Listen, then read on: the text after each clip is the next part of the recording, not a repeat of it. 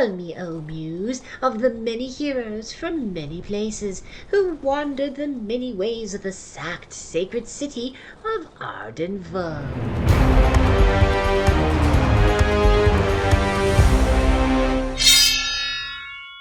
Okay. Rumors of our demise have been greatly exaggerated. Hello, everybody. Welcome to the 114th expedition of the Arden Vulgaris campaign. It is the 12th of Gerakios. It is still Dema's Day. Who do we have playing today? I'm at the top of the list today. I'm Lewis. I am reprising the role of Samnruch, the 6th level Kumus seer. It's been a while, yeah, and she is, for a rare instance, flying solo tonight. Well, not solo, she has her party, but she is not bringing along any cohorts. And I'm Rory. I'm playing Hestar, the curmudgeon dwarven priest. No fifth oath. Nothing really else to report. I'm Matt, and I'm playing Rugcatcher, the goblin fighter. I'm Lauren. I'm bringing Demora the Hawk, a 3rd level Spathari fighter. I'm Meg, and I will be playing Fingers Crossed, soon to be King Crowfeeder, Goblin Fighter. And he's bringing along his cohorts Food Mender, the Goblin Thief, and Gunk Boiler, the Goblin Bard. Hi everyone, I'm Ed. I'm playing a level 3 wizard, Theodora, tonight. No cohorts. Very nice. Okay, so what is on the agenda today? All right. So, today's agenda is some of us are in Gosterwick, some of us are in Goblin Town. The plan is to meet in Goblin Town,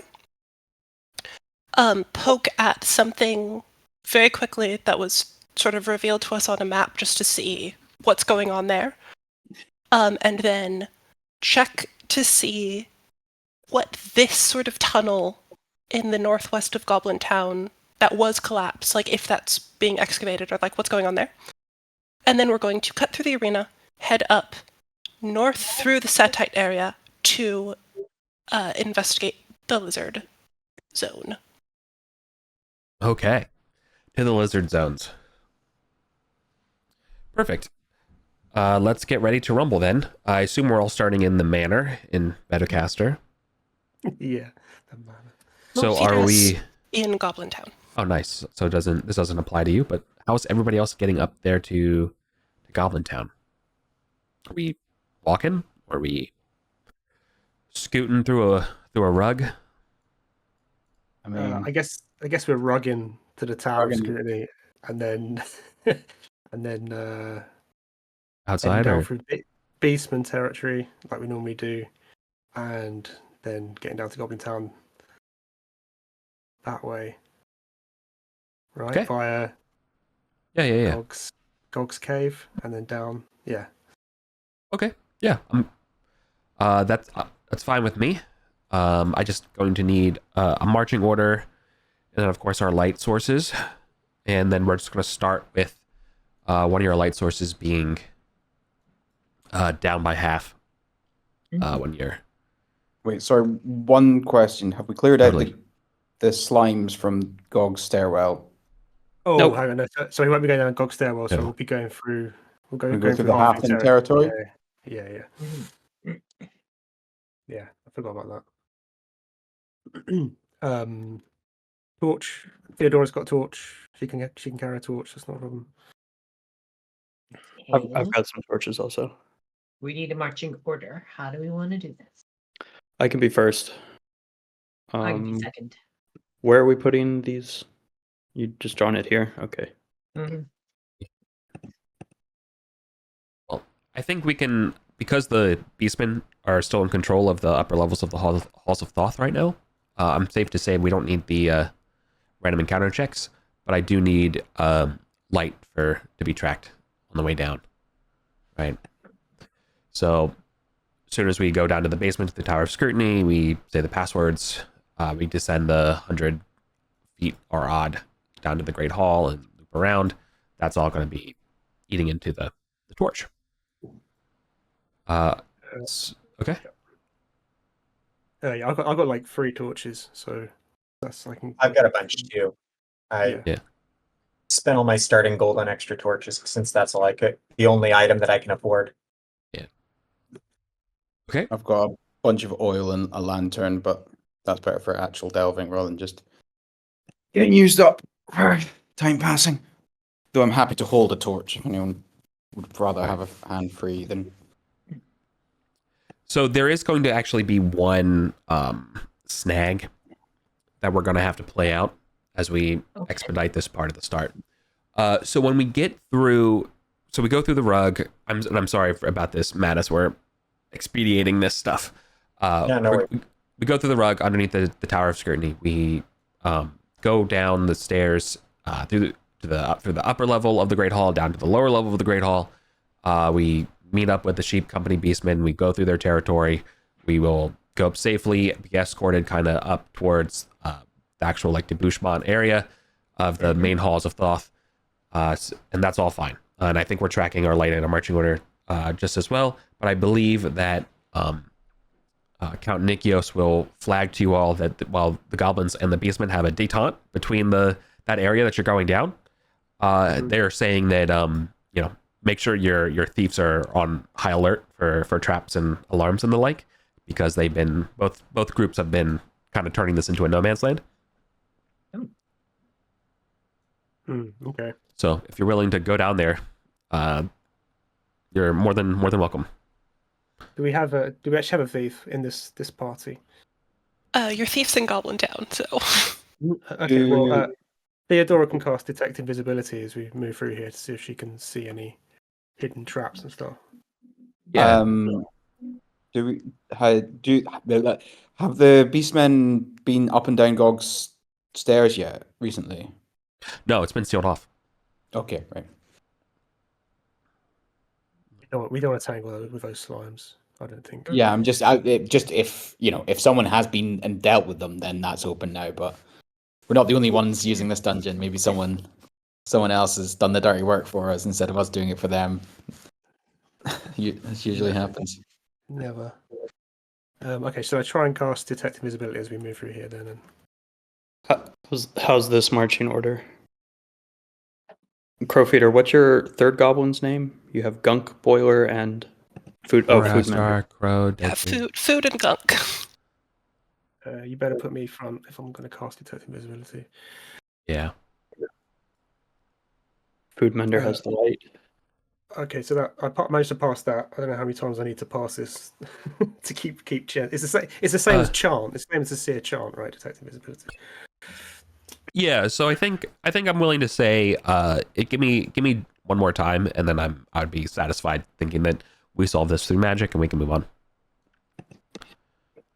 Yes. Okay, cool. All right, so with your chanting or with your detect invisibility, you're able to spot all the tripwires and spores and bolts and all the nasty goblin punji traps that we're able to move on as you're going to be entering into the goblin area. I assume you're going to announce yourselves coming in? Mm-hmm. Okay. Absolutely. We good. prepare a royal entourage to announce Crowfeeder's arrival. Well, hold on. Let's be a little. We're still in the subterfuge part of the plan. we walk in and say, we're here for the king. And they say, oh, kill it this way. I say, no, Crowfeeder. Where's Crowfeeder? Yeah, which one? No, we don't do that. But we'll let the goblins know we're here, I guess, and then we'll try and find Crowfeeder. Okay. Yeah. You're not perforated with goblin bolts as you all enter, announcing yourselves. Eric. Yes. Quick thing, sort of call it in the fiction like while they're arriving. Crowfeeder wants to make a big show of, putting himself before the goblin priests and sealing a pact. Okay.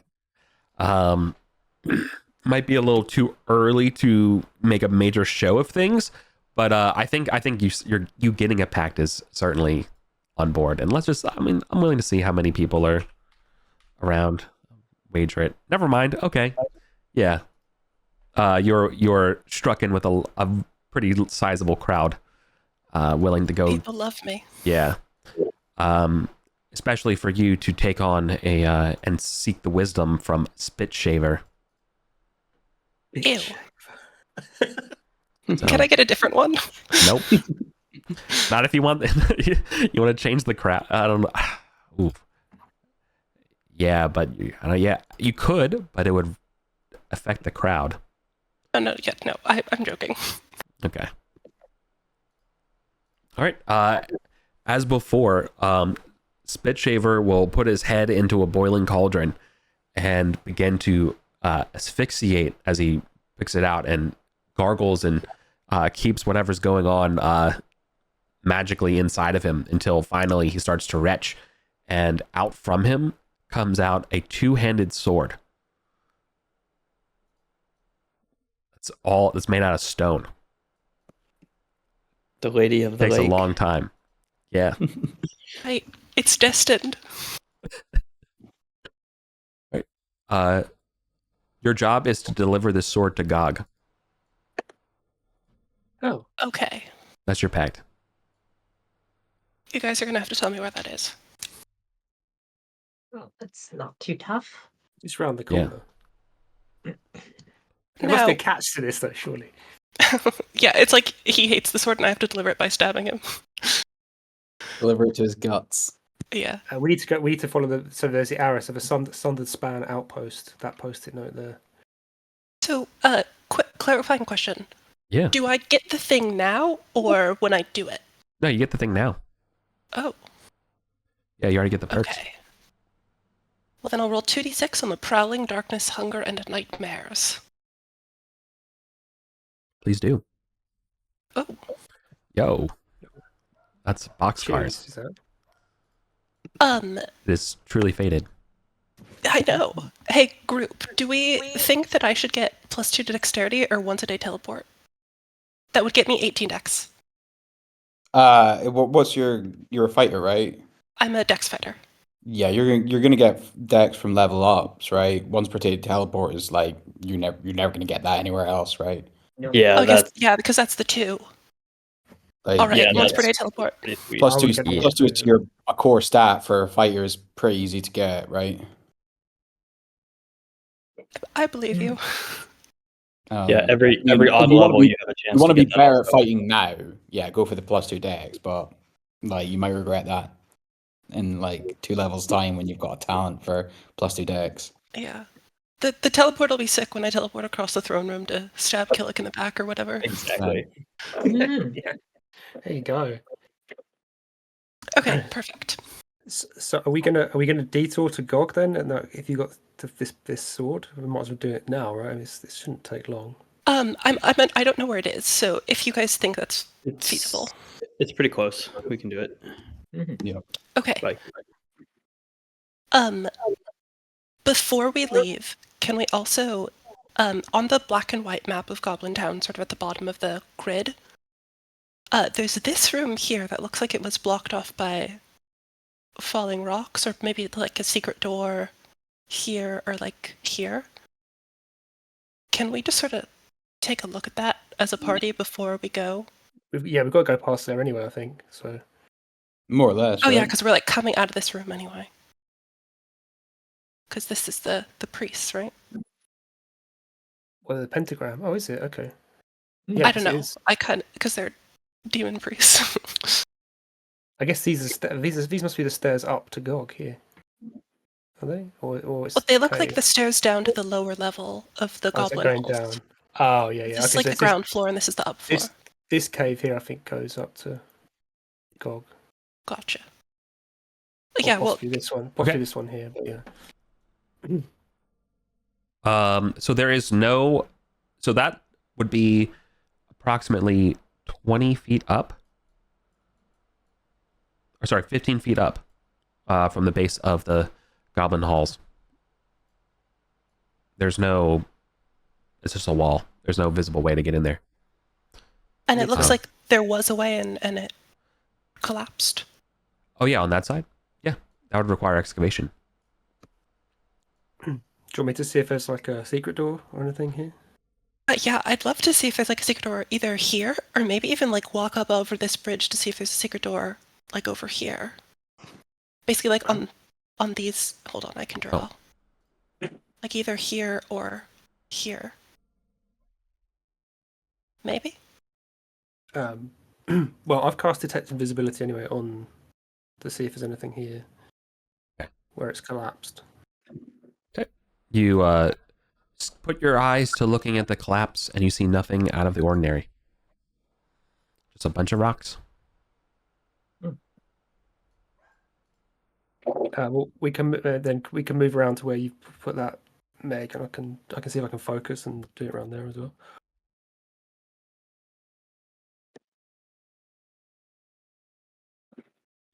Okay, I managed to focus. If we can move around to this part. Okay. Yeah, it'd be more like recasting it, but that's fine. Yeah. Or recast, yeah.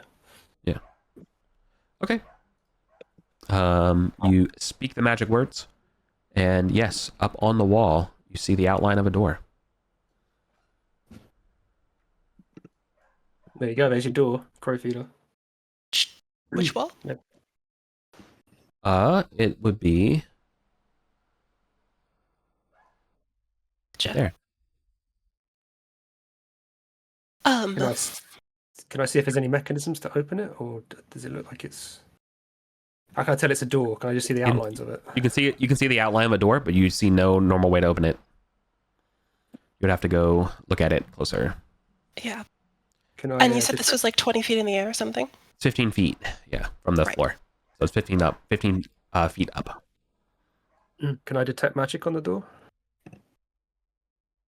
Yeah, I think so. Okay, no, I failed my detect magic. No idea. Okay. Ooh, yeah. Some of the goblins are looking around and saying, so your commotion and your actions are continuing to draw attention, especially after getting the sword. And now you're like, wait a second, there's something else here, right, going on. And now the crowd is gathering around you all, interacting. Do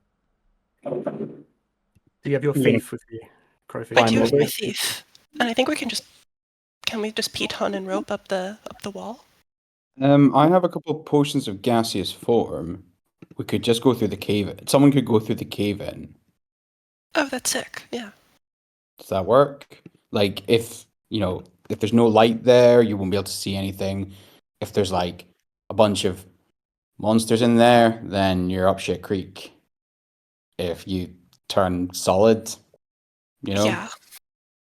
So maybe it's not the greatest idea, but Maybe a thief should see if they can get this door open. I'm not sure. Yeah. I mean, it's not that far, and it's a 15-foot fall, so like we can stand at the bottom to catch you. Yeah, I have a net. Maybe we can just stretch that out underneath Food Mender as he tries to use rope and pitons to just sort of shimmy up. Yeah. And then poke at it. Or I can cast spider climb on him. Yeah, why not use the spell, right? Seems like that's what it's for. Yeah. Okay, so I can't spider climb on Food Mender, so you can. All right. Best keep the net out because I have to focus. Yeah. Yeah, he'll walk up the wall and start poking. All right, Foodmender spies, picks up what what the mouse is putting down. So Theodore is pointing this out and be like, oh, okay, yeah, we finally see it. So they go up there. They're gonna have to look around to figure out how to open it. Yeah, there's definitely no like keyhole or anything on the side of the wall. It's definitely, they're not seeing anything like magical. They just have to figure out how to open it. Now, obviously, this has drawn a lot of attention to the rest of the goblins while you're doing this.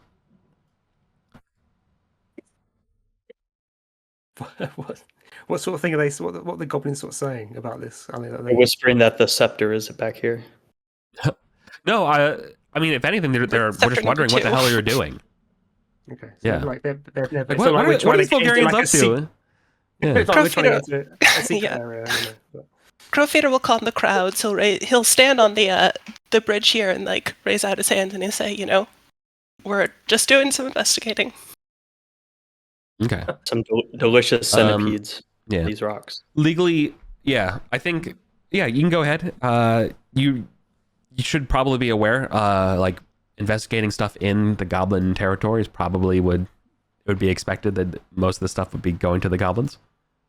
If you continue. Is that fine? Do we want to just risk it for a biscuit and use the gaseous form potion and see if we can get in there, find anything that's in there, and get out? Yeah. I mean, but if we think find that's good. something, they're still going to see us if we try to get it out. I've got 2 gaseous forms, so not if we gaseous form back out the other way. It just depends how much who's got the biggest carrying capacity, and I suppose I could dilate to see if there's any monsters in there or something. I don't know. I think you should dispel any notion that any chance of subterfuge is possible with a number of goblins watching you all.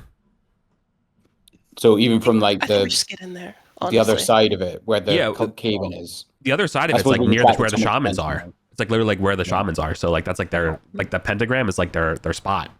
So Cool. definitely not. I mean, but you can do it. It seems like we're never gonna get in there without them seeing, so we might as well just do it. Well, I was now. just going. Yeah. If it's something cool, it can be a gift to Killick. If it's something bad, Yeah. it can be a gift to Killick. Well, the and goblins just might Foodrunner do can this go anyways. in there alone and like pocket any large diamonds, and then You're show not everyone going to else take the out rest. you're not going to take out a huge haul, but you could probably pocket some stuff. Yeah. Yep. Fine by me.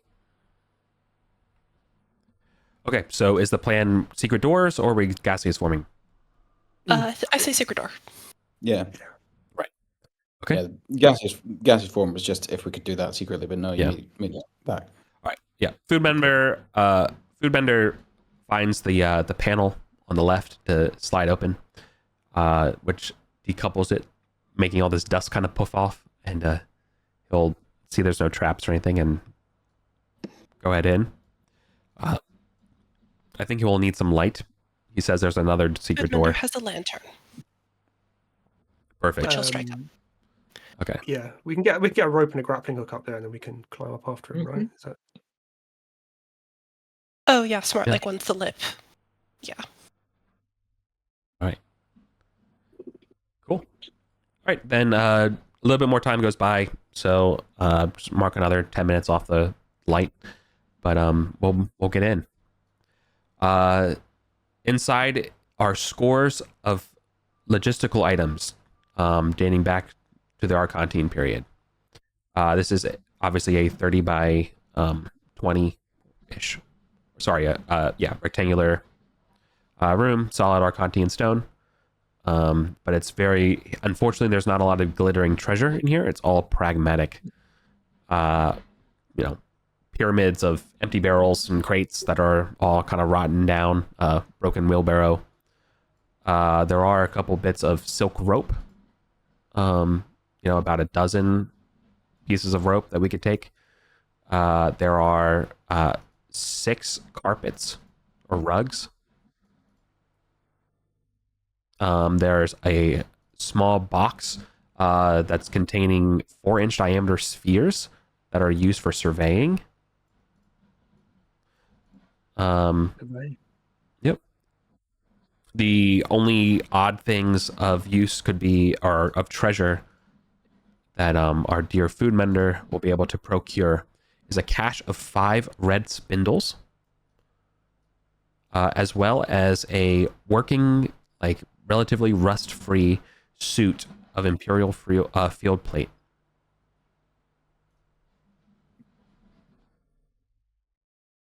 Very cool. Oh, yeah. Anything pinging is magical to our wizard friend? Nothing. No one's. Are we in the room? Yeah, I think do we put up? Okay. Yeah. Yes. Grappling rope. Yep. Two of the 6 rugs are pinging magical. Cool. The field plate is not pinging magical, but also some of the trash is pinging magical. Specifically a stick. A perfectly cylindrical stick about the size or width you would see of a mace. So like a hand, like a rod, like a drum, basically like a drumstick. I'll grab that up and slip it in a pocket before any goblins follow us up. Yep. Or any of our non-party goblins. No shot. Those 2 rugs are the teleport ones, right? More. They could be. I mean, I don't know. Maybe there's more. Yeah, there are more teleportation rugs. I mean, 2 in a set. What do you? All right. Well, you got a little bit of time before before the rest of the goblins show up. What do you want to do? Let's roll those up, stick it in a backpack. I've got a bag of holding. So how many slots are the rugs? The pack 2. Okay, so I'm gonna get the rugs into my bag of holding. Nice. If you donate the other ones, look, we found some nice rugs for Leave the non-magical ones, and I think we just leave everything else, including the Imperial field plate, unless anyone's like desperate for the. Yeah. When the rest of the goblins get here, I think, because you said there's like a wheelbarrow and like surveying equipment. Does this feel like sort of like excavation stuff? Yeah, totally. Okay. It's also got. Sorry, it should include shovels, pry bars, picks as well. Gotcha. Yeah.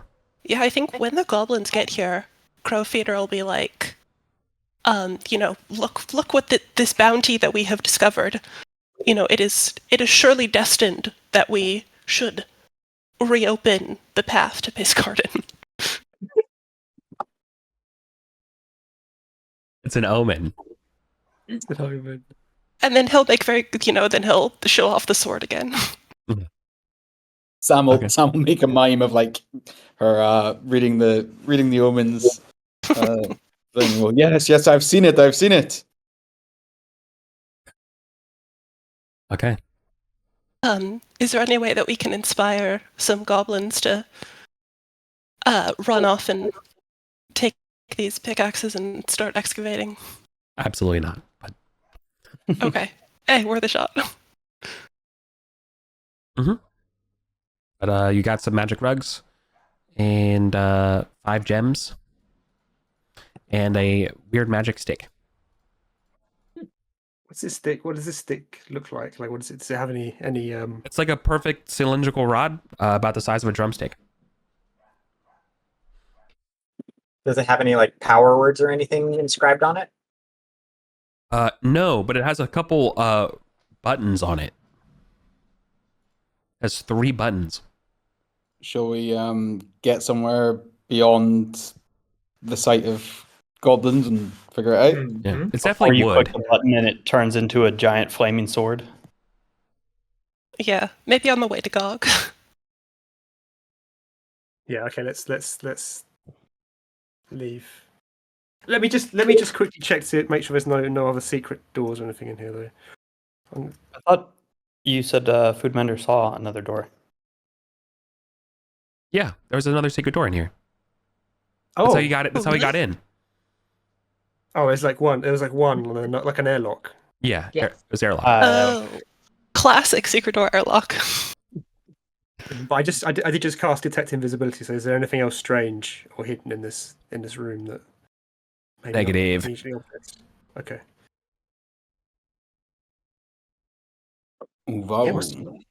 Some old storage room, right? When the Contians used to run this place, and they just left it. Yeah. We've got interesting know what these rugs are. I'll show you my detect magic as I've lost it for the day, but yeah. Should we go to Gog and then? Yes. Nice. Yeah. Everyone's thrilled.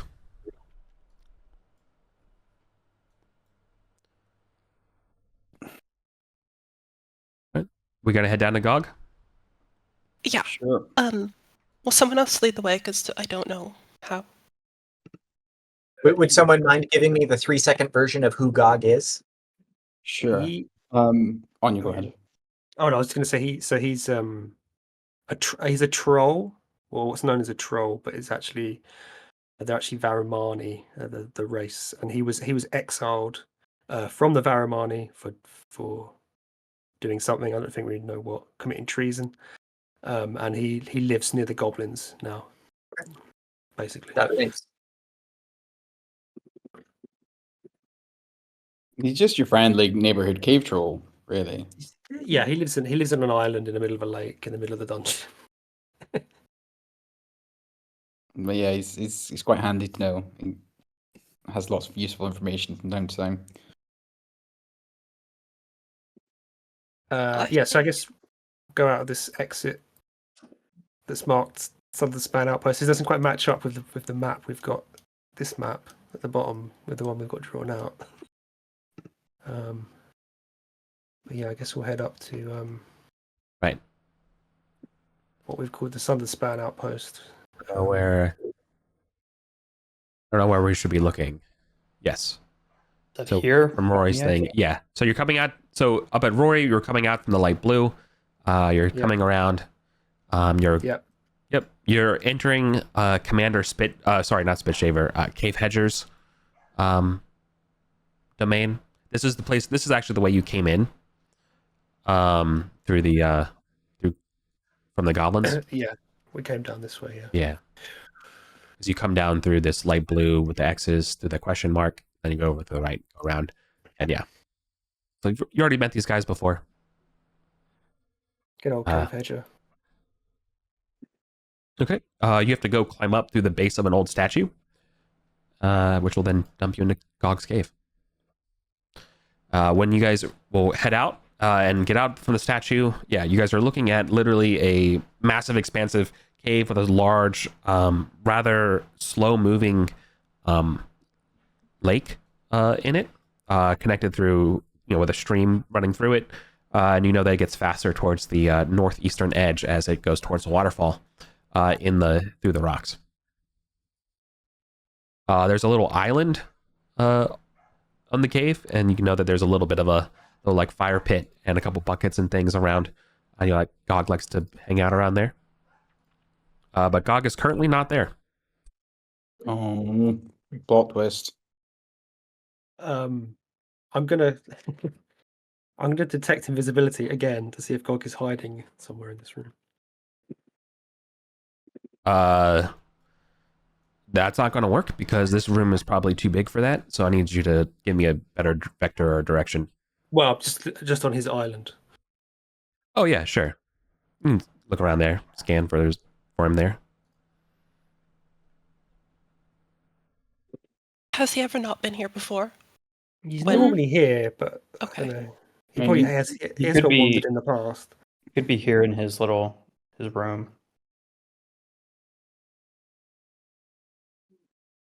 What Does is it look this like little? Yeah. It's just a cave, I think. Actually, I've never actually been in there. I don't think. I don't think anyone has. Does it look like the fire pit has been lit recently?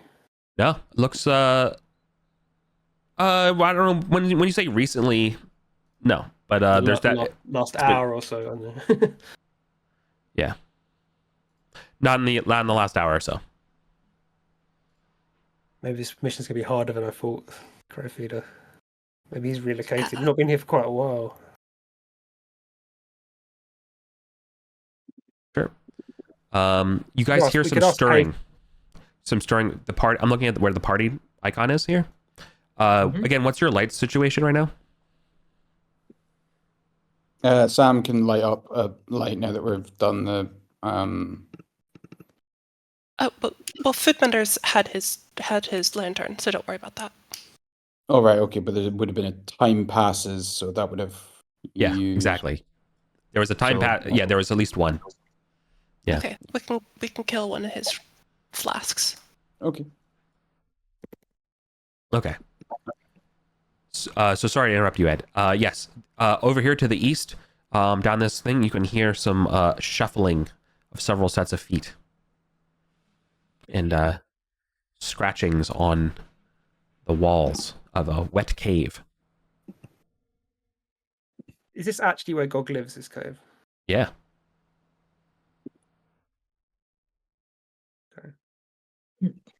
Somebody kidnapped Gog. Oh, how horrid. I'm just gonna shout, "Hey, Gog, you there? We've got a present for you." No reply. Uh-oh. I don't like this. Well, we have to go look.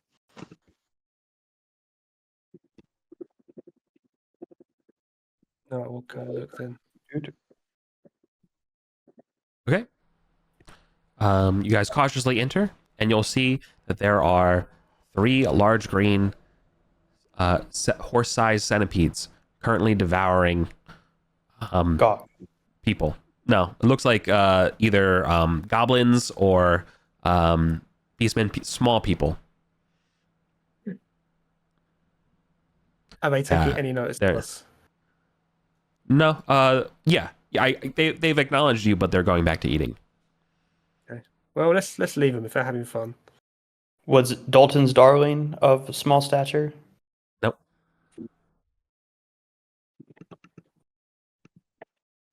But good More thought. dead halflings.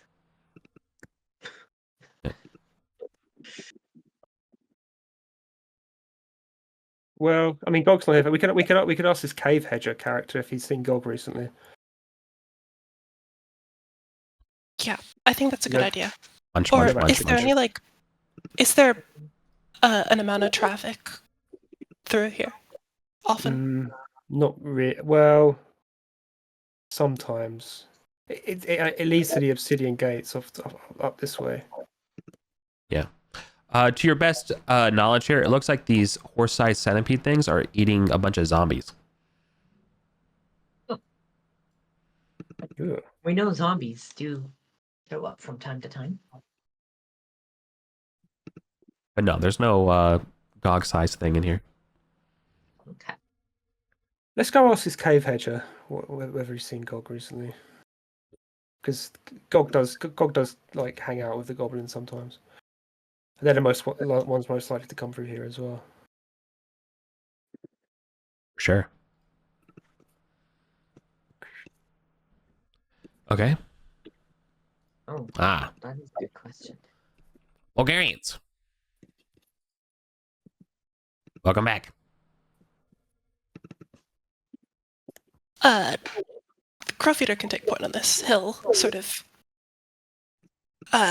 What is this guy's name? Cave warder. Cave hedger. Cave hedger. He's a captain, if that matters. It does matter. Captain Cave hedger. We come searching for Gog. I come on a holy mission to seek Gog, and I show him a sword. What's that? Why is the stone sword magical? Well, surely it's divine in some sense. Okay. He's just like, okay, if you say so. Yeah, He's not much of a believer. It's more for the other goblins in the room than necessarily him.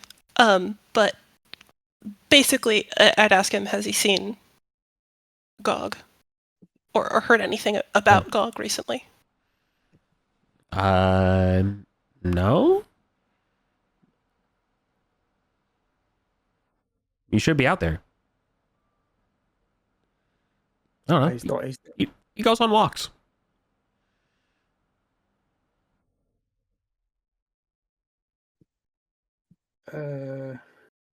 Where could he be? Well, maybe we can get these guys to tell us when he's back. Keep an eye out for when he returns. Yeah. Eric, Mhm. a 1 is always a miscast, right? Even if it's a success with modifiers, right? Correct. Cool. Continue my tradition of miscasting on my first roll of the session. It's not so bad for CSO. You just have to. I mean, I lose 2 whiz for 2 weeks. It's just. I mean, it is bad. Yeah, that is bad. Sucks, but it's You not. don't kill the rest of the party. Yeah. You can kill the party. Okay.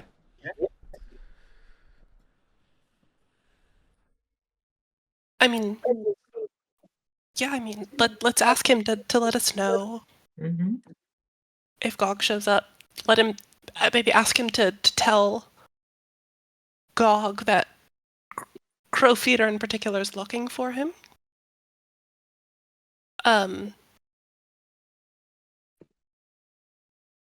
Okay. Just sort of scale-wise, what would be a reasonable, call it a gift, to ensure this happens? I think do your magnanimity. I think 400 gold would be a pretty good gift. Wow. Is this Eric talking, or is this Cave Hedger? Oh yeah, no. Cave Hedger would be like, oh, what do you think's considerate?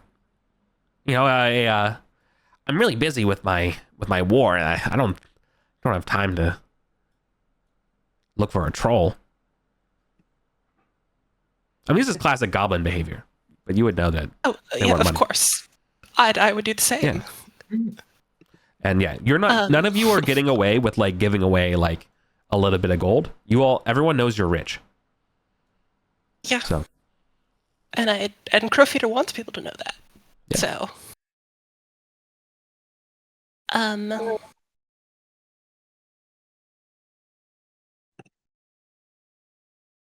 I think in the interest of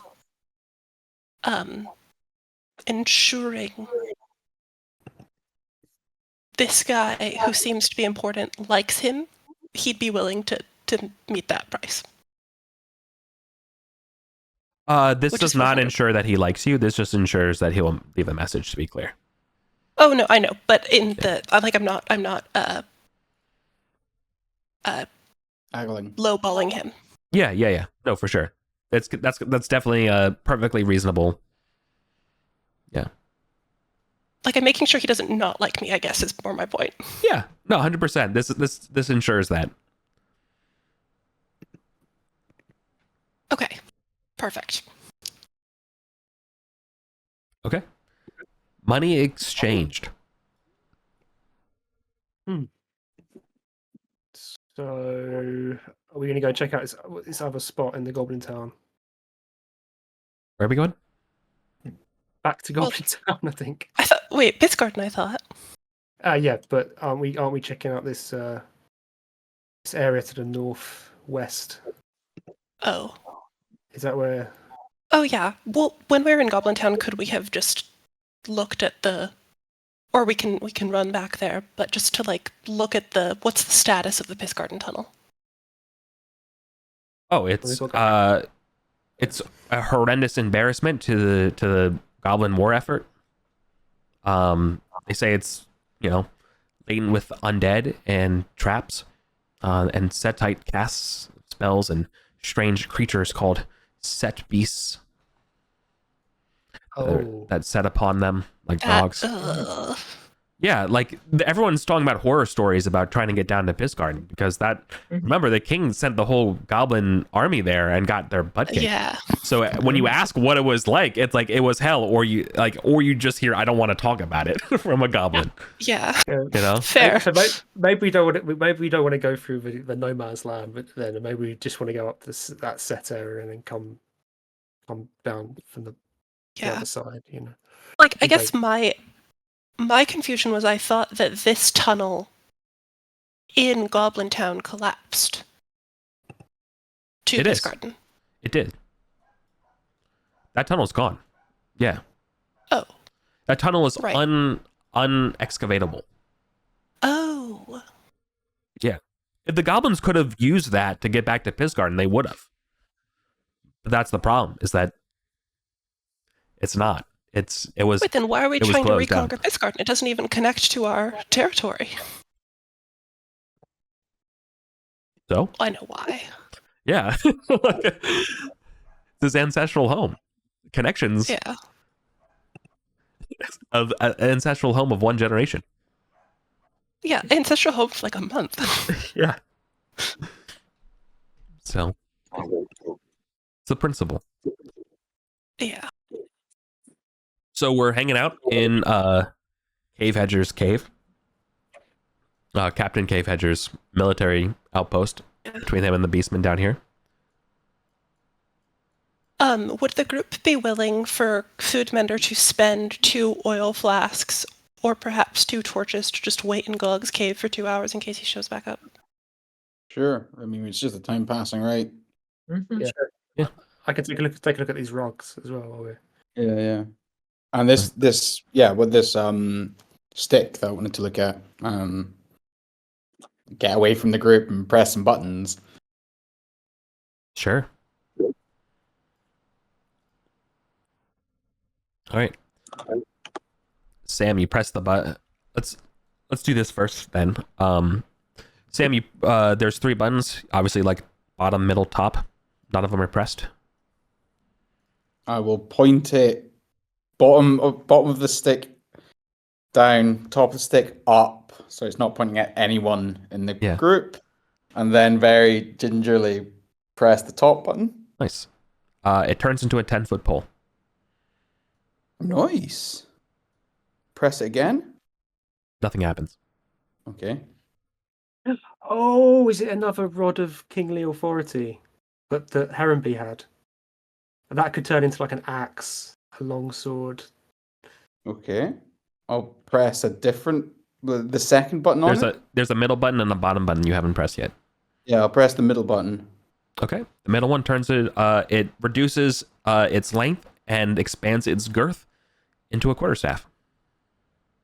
Nice. Press again. Nothing happens. Cool. And then I'll press the bottom button. Turns back into the drumstick. Nice. Cool. Does anyone want it? I mean, I can use a quarterstaff, but I'm not particularly good with one. My strength is not very high. Feels kind of like a thief thing, right? It's always useful to have a 10-foot pole on hand. Yep. Okay. And it's portable. Yeah. Maybe we can throw it on the thief for now and then roll at the end of the session. Mhm. Sure. That's good. Okay. And then the rugs, Eric, do they have anything written on them? Do they have any images on them that might give us a clue as to what they are? Yes, absolutely. Both of the rugs are showing images of Thoth as a baboon, facing the same way, like rampant, like heraldically. Do they have any words on them? No, but there's definitely ankhs and ibises and hermetic symbols around the borders. Were the rugs we used to teleport up from Gosterwick, do those have Thothian imagery on them? They absolutely do. Oh, I didn't realize that. Okay, so I'm gonna. How Sam would feel about using those rugs now. If I lay them out and I stand on one of them and say the command word that we say on the other rugs, what happens? What happens to Theodora? Is she disintegrated? Nothing happens. If I stand on one and say Thoth, the light of comprehension, does anything happen?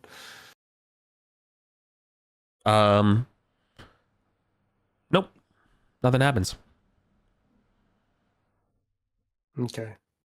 So it's either not the same type of rug, or is it different? They're both rolled out, correct? Yeah, to be specific, I opened them both up before doing this. Then you would jump to the other one. Oh, okay. Okay. I thought you didn't have the other one open. Okay. Using the same command word as the other ones? Or using the name of Thoth? I think using the same command word. Cool. Now, the Hey, next step. We've got some portable rugs. This could be a very handy way to get through any water sections we need to get through. Now, the next step is that we take downtime and then connect all 4 of them to be able to choose your destination. I think Eric was saying no something. Yeah. The command word is not the same as the other rugs. Oh. There was some part of Thoth, the light of comprehension. Yeah, exactly. Okay. So if I stand on the Okay. rug and just say Thoth, does it work? No. If I say light of comprehension, does it work? Yep, there you go. Okay. Maybe you just got to say one of his secret names. Which is different than your other rugs, which your other rugs I think are just like go and it works. Cool. Well, Okay. Well, while you're figuring that stuff out, a crack sound comes from the north of the cave, to the northeast of the Hall of 40 Pillars, and the stairwell door will open, and it will reveal a Gog. Oh, This is huge. Yeah. Who's shaking off some slimes residue, and it's going to walk over the water.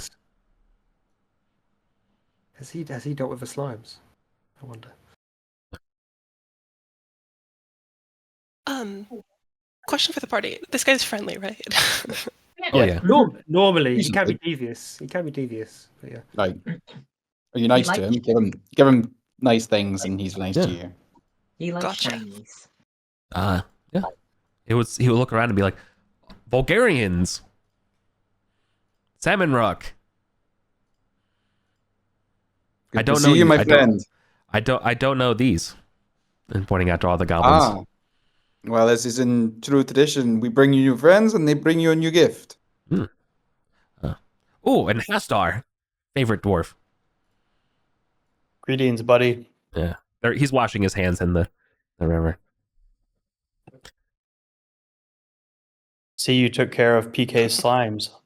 No, it's just messy. As he goes back and cleans his hands. That was other surface, the Dalton darlings.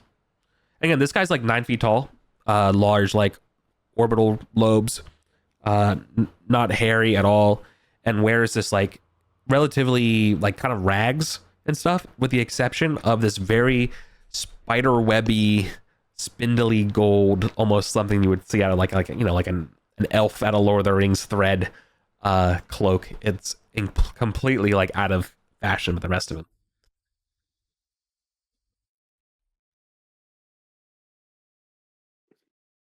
All right. When he's done, yeah, go. I was going to just describe that when you see him when he's done washing his hands, you see his hands move in the water real fast, and he picks out a crayfish and starts eating it. Nice. Crowfeeder wishes he could do that. Crowfeeder will go up and present the sword, and he says, "O mighty Gog, I have been issued a divine quest to deliver this sword to you." I hope it doesn't kill him. What? Like it's a curse sword. He looks at the sword and says, "I was told I should expect a sword." From whom? I said, I guess this must be it. And I'm sure that the same ones that tell you. No? Indeed. Yes. This will do nice. Done. Your pack's Does he complete. take it? Yeah, he takes it. Okay, just perfect. Fine. Yep. Perfect. Good. You had to be clear. Planning some killing, Gog? You had an easy one. Yeah, should I go back down No. there and make another? No, I think it's one per level. It's, if we're gonna do Piss Garden, I think Yeah, exactly. it's a big job. Best get moving on it. What are you? I have heard many things. Let's stay a while and talk. Perhaps I make crawfish boil. Tell me all about your shinies. You come no see me for 3 months. No, it's not been that long, is it? It's been 2 months. Actually, I wouldn't say that because I've not met him Yeah. before. Actually. It's been a long time. I think I will pull out a platinum ancient octagonal platinum coin, and I'll say, "It has been too long, Gog. Here, have this as a small token of our appreciation for you and everything you do for us." Yeah. Thank you for small tokens, Sam. Very kind. How have you been? What have you been up to? What can you tell us of the halls these days? Please, this and that. You go much further deeper than Gog goes. Gog heard of exploring into Netherreach. Gog heard you friends with trolls. He says, as Taurus. We have been granted passports, and we have an advocate. Surely not one as good as yourself, but Do not trust them. They will throw you There's out only- when there's- inconvenient. there's only one Varaman I trust, Gog.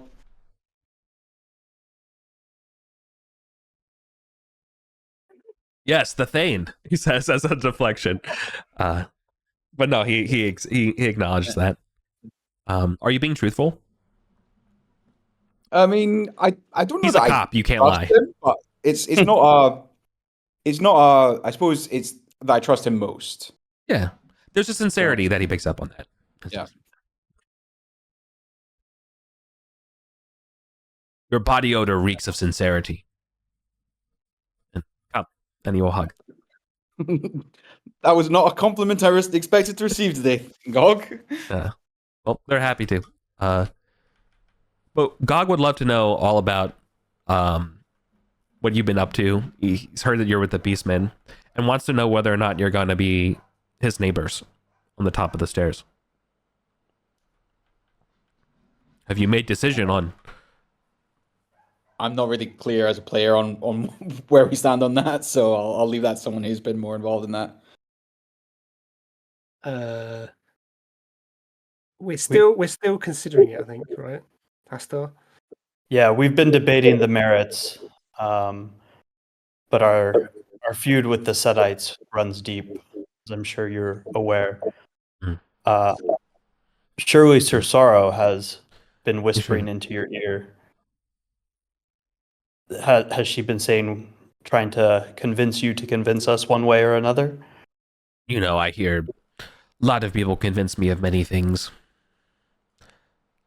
My only advice is to take that bit of hatred that you have and never let it go. Sage advice. Sage advice. Sam rolls the Setite ring that she's wearing, so it's not outwardly displaying. Think of the people or persons who have wronged you and imagine their demise at your hands.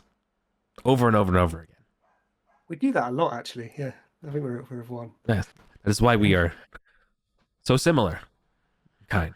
It is the most Veramani trait of you. I thought it was my beautiful good looks.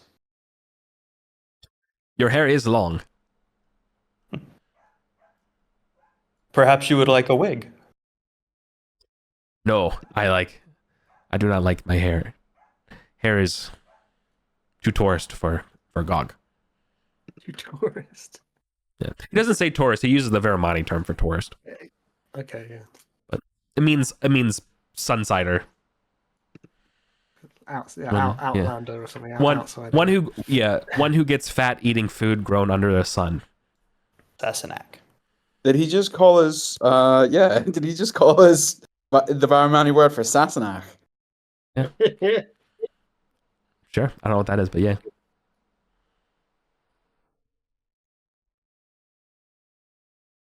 It's the common term. It's like there's a general like slur that the Veramani use for surface people, and he calls you that in a kind of an endearing way.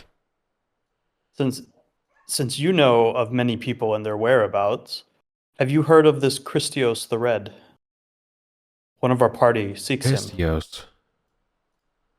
It's a Setite in the nether reaches. Oh, I do not go to the nether reaches. But surely they dangerous. Come up with you. Many who go to the nether reach find new home in the nether reach or die. permanent homes. Yeah. But Is there anything you're looking for? Maybe a only special, love in all the wrong places. maybe a special nether reaches kebab made from demon dogs or something we could bring. No, you got my heart up one time. I do not ask anything else anymore, friends. I bring up my ball of hate that I hold and sleep under, that provides my back support on these walls. And I assure you, my business will be taking me to the nether reaches soon, and perhaps we'll find something there. He's referencing the last time you really talked with him. You guys talked about Mock and bringing up all this bad stuff, and nothing's happened, and you abandoned him for 2 months. So he's not very happy. But he's being cordial. I mean, he also explicitly told us not to do that, right? So, yeah, like, that's on him too. Look, man, I know it's his culture. What do you want? Yeah, I know it's for sure. Oh, 100%. You should definitely blame him too.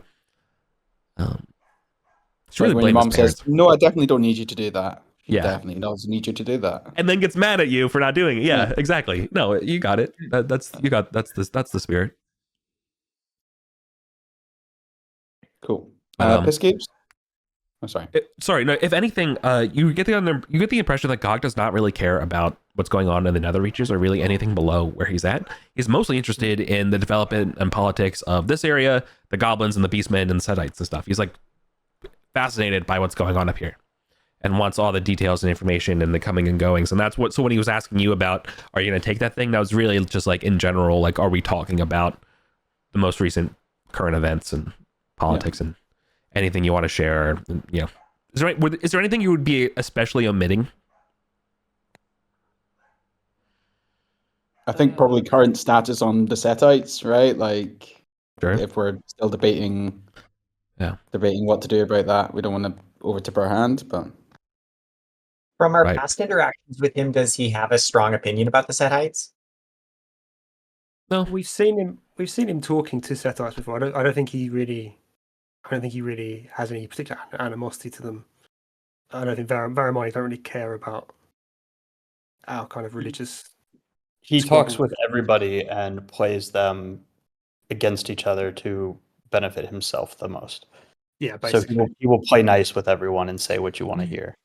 He's not particularly ideological, I don't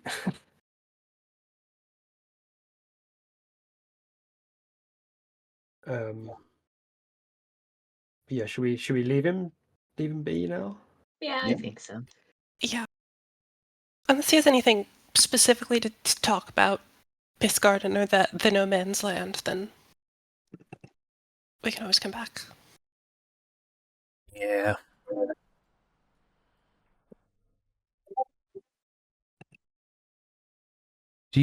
Let's see. But no, he doesn't know about any hunters down in the Nether Reaches, unfortunately.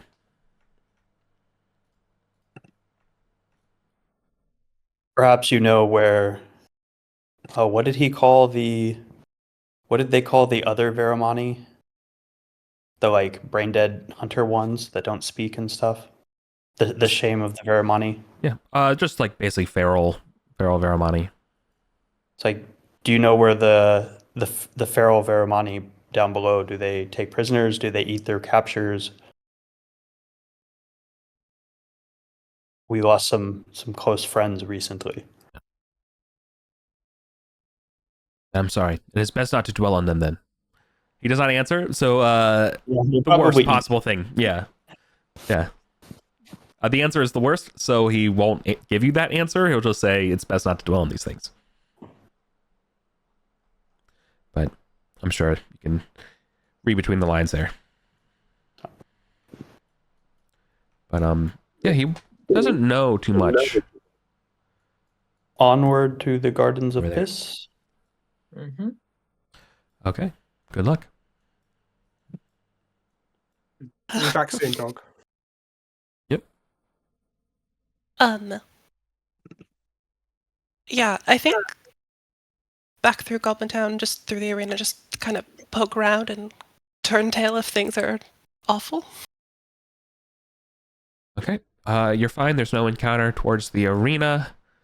the stairs that connect the arena to the goblin area, so this is actually down at the arena, is a set of 2 pieces of rope. Like literally just 2 pairs of rope, and you're gonna have to hold it and cross over a massive chasm. As long as we're cool with that, we can keep going. Yeah. Yeah. While we're still in the arena, I wanted sure. to pitch to the group a second oath for Crowfeeder, which is, now that we're sort of going into the no man's land, into the dangerous area, and this is sort of his idea, if you will, right? I wanted to pitch like a second oath of him being in the front and sort of at the point of danger, and like leading the group into this dangerous area and protecting the others. What's this? Which oath? What oath is this, though? This is the second oath. The first one was throwing a feast. I think it just has to be a bit more specific. Mm-hmm. I think. Yeah, what does defending Broad the strokes, party I mean? guess. Nobody dies? Or Do we think that's like second oath? But maybe even just like a... Do we think that's second oath material? I mean, I don't know. I for me, I'm just I'm not sure. I would have a clear understanding of if and when, how it was achieved. You know, like as you've stated it. Like, do you need to be at the front of the party the entire time? You know, for me to understand like success criteria, I'd need to have a bit more nailed down. Yeah. Front line and like vanguard, and I think it would be fair to say like making sure that if anyone's injured in a situation, it's him, like in a combat situation. I mean, like, I'll be first into the fray, you know, like with any fight that we find. I'll be first into the fray with any fight, lead the group with valor. Yeah, I think even just that is fine for the second oath. Okay. The first one just wasn't clear on, like, you know, the it was also a little unclear, so helpful. Thank you. On it, because then your third one has to surpass that, and so forth. Yeah.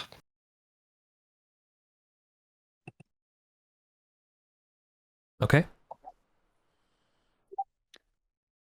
Somebody want to hear that oath, or do you want to workshop it? Hear that? I'd love to do the oath to Sam. Oh, okay. Sure. Sam will take that oath. Set is lawful evil and thus closer to Crowfeeder. I think when you, what does she do? She definitely does something creepy. Rolls her eyes back and starts speaking in tongues. No, I think as you start uttering the oath, like she like flicks her tongue out between her teeth, and like the words just kind of disappear from the air, and no one else hears it. She tastes your words, and they're gone. Delivered where? Who knows? Sick. Crazy. Okay, cool.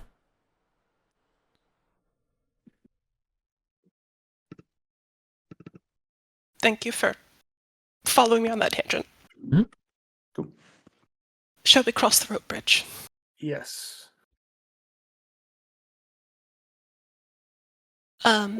Maybe tie ourselves together, tie ourselves to the ropes, so that if we let go, we all die. Be grabbed. No, like that the rope bridge will grab us. Okay. If it doesn't smash. We can do that. Theodora will trust in her then we can just sort of ability like pull ourselves along. Yeah, I think as long as we're cautious, I don't think we're going to fall in. I don't think. I haven't been this way before. Yeah, we can take time to cross safely. Yep, just mark off 10 minutes of your torch. Gotcha. I think especially with walking down a goblin town down here, call it an oil flask, right? Oh, well, no, you should have already been doing a lot more. So from No, I mean, but specifically with the down to Goblin Town and the cave. So from cave to the goblins, I think is an oil flask, and then from the goblins you need to go to the arena, which is an oil flask. So we're looking at 2 oil Gotcha. flasks. Then in the Goblins, could I buy like a double price oil flask or something? Triple price, but yes. Okay, I will do that. I'll buy 2 of Okay. them.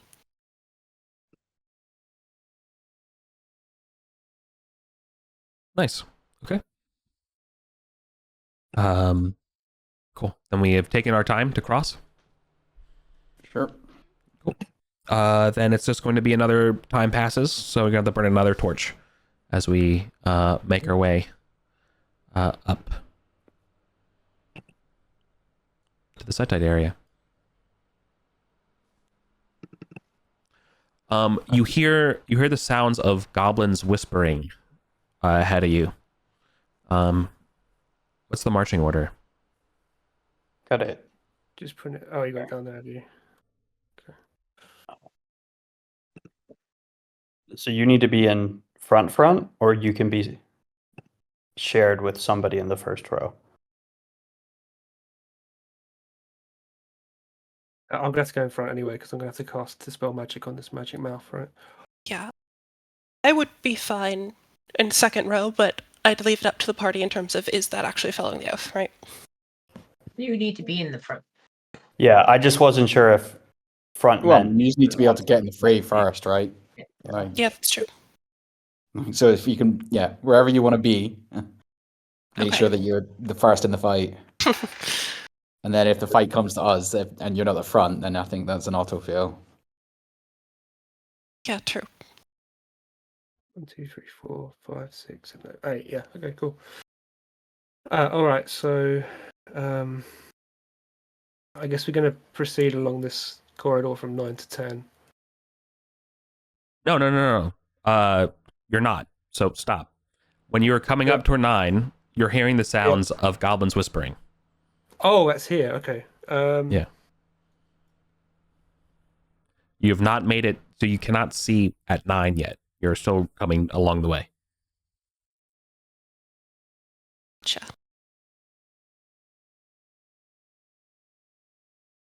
Maybe like a whispered. Because theoretically the goblins are on our side, right? Well, not our side, but more on our side than the Setites. You do like a secret goblin bird call. Yeah, or just like a couple, like a psst, psst, but in goblin. Yeah. You do not get a pss, pss back. No cat call sounds. They go quiet. They just stop. Yeah. When they hear it. They stopped. I just say, "Oh, hey, come out! We haven't got time for this mucking about, goblins. It's the Vulgarians." Oh, it's the see, guys. It's the Vulgarians.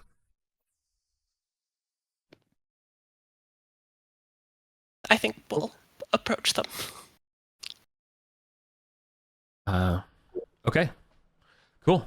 When you approach them, they will unfortunately be having their eyes look like they're frightened when they say that. And we're going to be rolling to initiative as they draw to attack. What happened to the Goblin Scepter, by the way? Kiddick's got it. Yeah. Oh, he still got it, right? It Oh, wasn't yeah, lost he made in it back. that No, fight. no. No, he made it back. Everything's fine. Cool.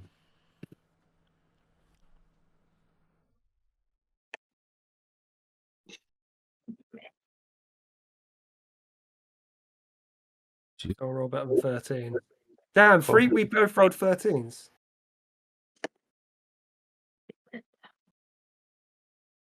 It's a D20 I need to plus remember your my numbers. dexterity. Oh, Oh, There we good. go. Okay. Yeah. You back off, I'll just fireball them all. So much I for the don't think I quiet can. vote.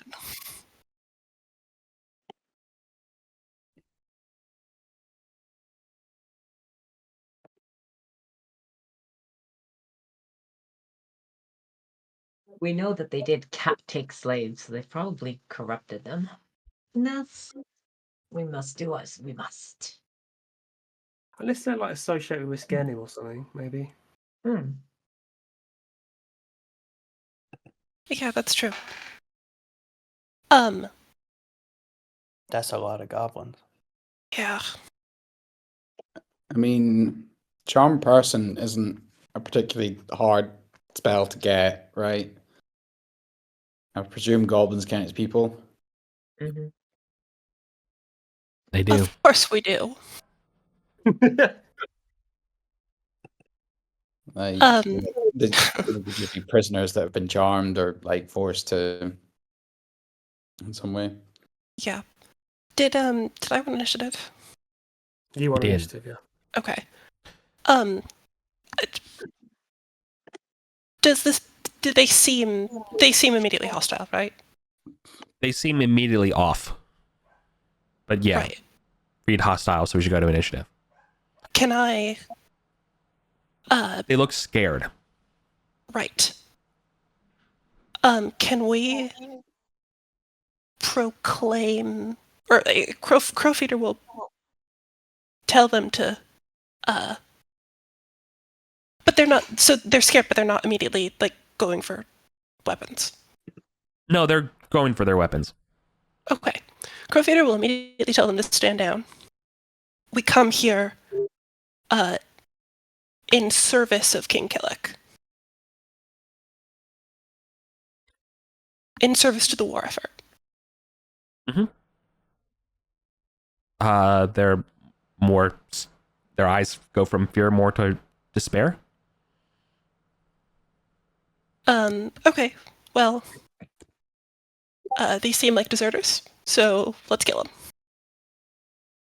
Okay, cool. So is it my go then? Should I hit him with fire? No, Meg won. Yeah. Can I say that and Oh. then go and run and try and stab one? Yeah, totally. If you do that, I can't. If you do that, I can't hit him with a fireball. I can theoretically back up. Okay. But so Crowfeeder will run in to the front guy. He has his shield. He has his Laryl's pin. Yeah. And his mighty deed is that he is going to try and make an example of this first guy and try and intimidate the rest to like reroll morale or something like that. Okay, go ahead.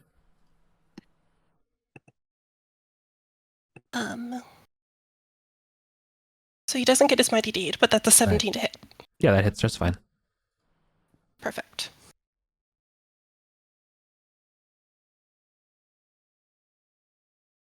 For 7 points of damage. All right.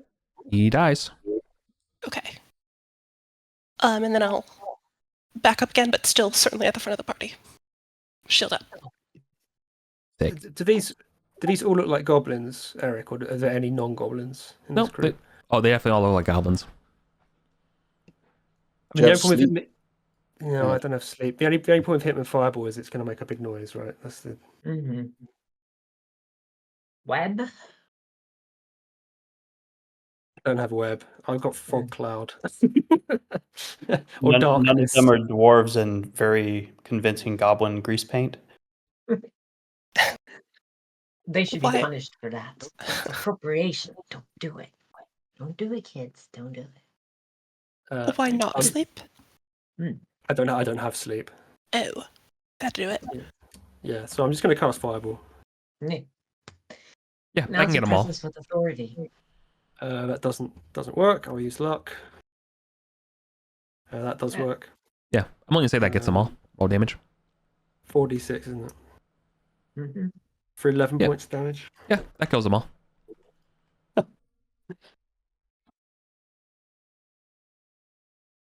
11 dead goblins. Not beating the genocide allegations. I don't know what their deal was, but we'll never know. They're deserters. It's okay. Can I get some more luck on my dear Samaruk? Yeah. Do goblins carry some equivalent of a name belt buckles or dog tags or some way of identifying them when we go back to Goblin Town and say these are this particular fellows that aren't coming back? No, unfortunately. And whatever they would normally be having, they did not have on them as far as like regular accoutrements. And now they're all their bodies are fried husks. Any change in their pockets? Probably like prisoners of war. No. So they're probably taken as prisoners. Interestingly, yeah. And similarly, weirdly enough, none of them have any trinkets or coins or anything on them. How are they armed? So they would have had probably just like a standard like little belt sash, given some kind of either spear or sling, or little short sword, and leathers. Gotcha. But yep, you did just make a boomy. Okay, but it seems to be okay. What do you want to do? Question: does this count as my oath being fulfilled? No. Certainly not, right? Okay, yeah. You need to do the whole session, I think. Okay. I don't really think this is very particularly gloriful. No, it's tragic, really. It's a tragic accident. So yeah, goes okay, war. I guess we'll head on past this junction, and what we want to do is head to this magic mouth. Yeah. And then we'll try Before and we dispel magic on it. Before we get there, something I want to... Oh, yeah, go. Sorry, should I take the rear since I can't be surprised? That'd be great. Hey, that's a good plan. Yeah. Good shout. Yeah, and then someone is between danger and 1 hit point food mender. Actually, he might have 3. Yeah, I can be a little bit behind him too. Something I also want to flag, not necessarily to explore, but just as a thing to note, is that I'm wondering if this set animal fresco room could perhaps have like a secret door or like a staircase or like in some way is like how the Setites get to the set animal zone behind the waterfall. We can go check if you want. Only if other people want to. I think we just quickly ran past it when we first came here. Okay. Yeah, should we go check down? Check number 8. Okay. Okay. So you guys are walking into these, not quite hexagonal, or I guess they are like hexagonal, or are they octagonal? They're octagonal. They're about 30 feet diameter octagonal Marcantian stone rooms. This one in particular looks different than the well-tread and well-trod room that's now filled with scores of corpses. There are bright frescoes showing off Setite creatures called set animals. Something similar to a dog, but with a slightly different face and sharper, taller ears. They are jumping, barking, that kind of stuff. Should we get the thief to have a search around, see if I can find any? Yeah. secret Foodmender doors? will press that first button to make the baton turn into a 10-foot pole and start poking around.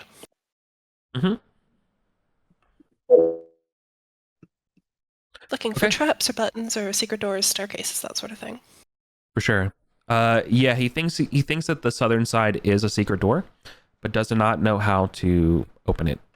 There's no key or latch or anything like that. But yes, there's a secret door on the other side, and mark off the torch for 10 minutes.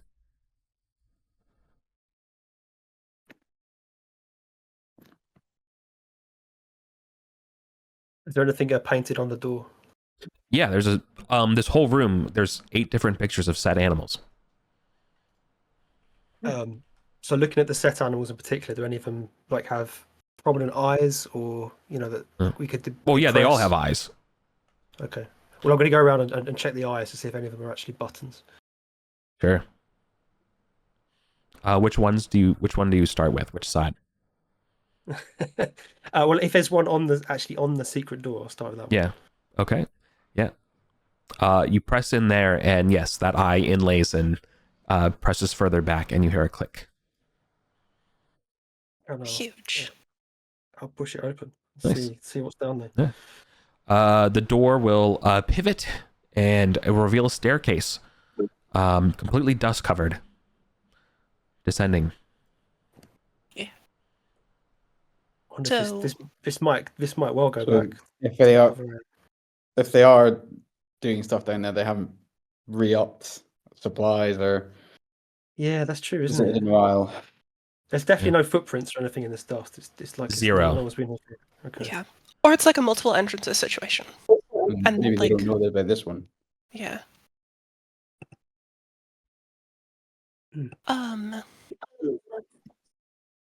Should we venture down? Sure. Yeah.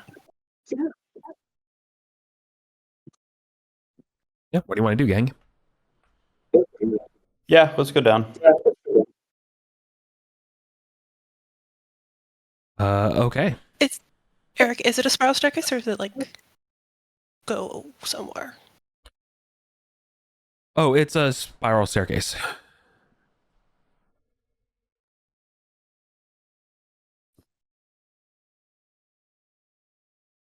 I have 3 torches on me.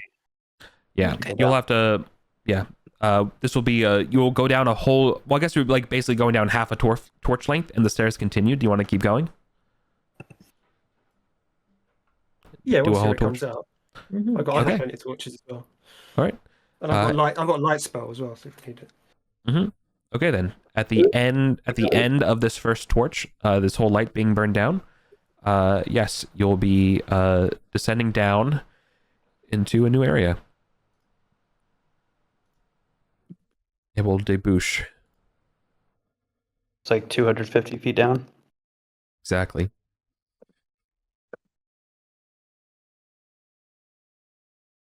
I just don't know where it comes back into. Second. Here. Didn't really expect you all to do this, so. Oh, No, you're Sorry. fine. No, totally. I gotta figure out where this thing opens so I can start giving you directions. Yeah. Looking at the here we go. cliff side map, this could be huge because it does look like it could be the same level as the Setite Yeah. animal door. I reckon Yeah. it might take us down there. All right. So find a place to map this as I start mapping out for you. But your stairwell is going to be going down. So like you're not just downward, but towards the southerly direction. Let's say 30 feet before you reach a platform, 10 feet wide, 10 feet square, still worked Arcantian stone, dust covered, etc. Before there's a last set of stairs off to its east. So we're like kind of making a large L sort of shape, right? And you'll be seeing that there is a door immediately off that set of stairs, that final set of stairs at the very end of the L to the south. And 10 feet ahead of you there is a portcullis. And then lastly, there is a more Arcantian stone passageway past the portcullis by 10 more feet past the portcullis. So that's like effectively giving you 30 feet of passageway total, with half of it being split by the portcullis. And the very, very end here, it goes north. So like you're seeing like there's a corner about 15 feet past the portcullis. Like this.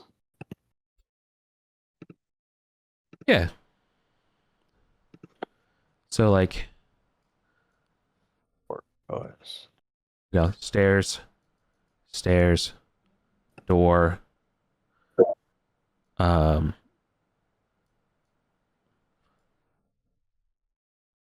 portcullis. You know what I mean? Does that make sense?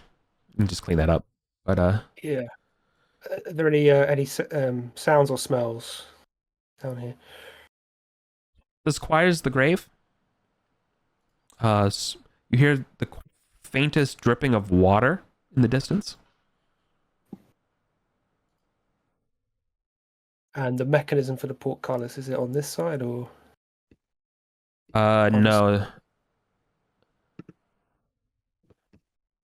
You do not see any portcullises as you begin to torch all the small little cobwebs and dust, off the things, off the wall sconces, looking around to find something. No. If it's quiet as the grave, could we perhaps take a quick 10-minute break? This would be the perfect time for a break, correct? Let's do that. And maybe it'll give you a chance to read ahead. Thanks. Sure. Okay. Is that a baguette? Oh, I didn't see Meg's back. I just sat down. Huzzah! Oh. Okay. Yes, so there is this portcullis. It is obviously super strong and regimented. Like, I would say it's heavier. It looks heavier and more reinforced than even the ones in the catacombs down here. Wrought iron. But there's also this plain wooden door. And everything here is just coated with dust. Should we get the thief to see if this door's locked and trapped? Please. I think so. Yeah. He'll start poking with the bowl. It seems perfectly fine. Can you listen to it to see if there's anything coming from the other side? Yeah, you totally can. Burn 10 minutes. And nope, it's as quiet as the grave back there. Okay. Let's crack her open. Mm-hmm. All right. Inside here is a 50 by 20 long rectangular room, pretty much map the same width and dimensions as the corridor above it. And you can see that there are rows and rows of rotten bunk beds. And to your left on the north wall, there is a lever. Also, wrought iron. I wonder if this opens a portcullis. Says Theodora. Put in the lever. Yeah. Amongst the bunk beds that are rotted and broken down, you can also spot there are some chairs, a few low tables, weapon racks, and a few still standing, non-rotted, what do you call it? Like foot lockers. Do we want to take some time to turn over the room? Yeah. Let's do that and then Paul leave. Yeah. And before we get too far, because I'm realizing now I may have been muted when I said it, I just want to make sure that we closed that secret door behind us. You were muted, but that was noted. Okay. Okay. Cool. Perfect. Let's hope it opens from this side. Yeah. Okay. So we're going to loot the room? Yeah. Cool. Mark off another 10 minutes. But among the detritus, there are some useful items as follows. There are 3 suits of set scale armor. There are 6 short swords, 3 shields, 20 javelins, and for treasure, there is a mummified Heketi head. So a desiccated salamander scalp, or more head. Interesting. Be a nice gift for the Thane.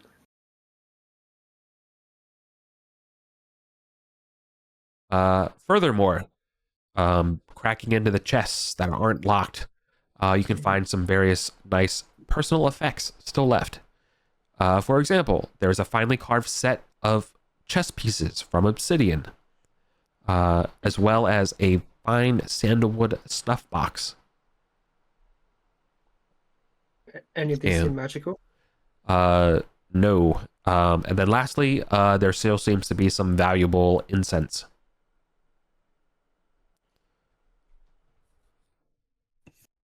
Again, not magical. No. Can I open the sandalwood box? Yeah, there are remains of tobacco snuff. Okay. And are these religious incense? And could I tell to which god? Yeah. Yes, this is religious incense to Set. This definitely leads to the back of this. This is yeah. If the Set armor also doesn't confirm for you, you would know that this is the stuff that you would burn during the harvest times. So that's just a religious. So kind of like around this time of the year, like Gerakios, and when the wheat is tallest, this is when you're supposed to burn this specific, like, I don't know, special flavored incense. That's, it doesn't matter. Okay. I mean, I can stick the Heketi head and the chest pieces Okay, those are in worth my it. in my bag of holding. I don't think anyone wants to take the set armor. Be useful to wear. Yeah, I feel like if we'd been if we'd saved all the set armor we found, we could have like equipped like a regiment of cosplayers and snuck in somehow. But I think we've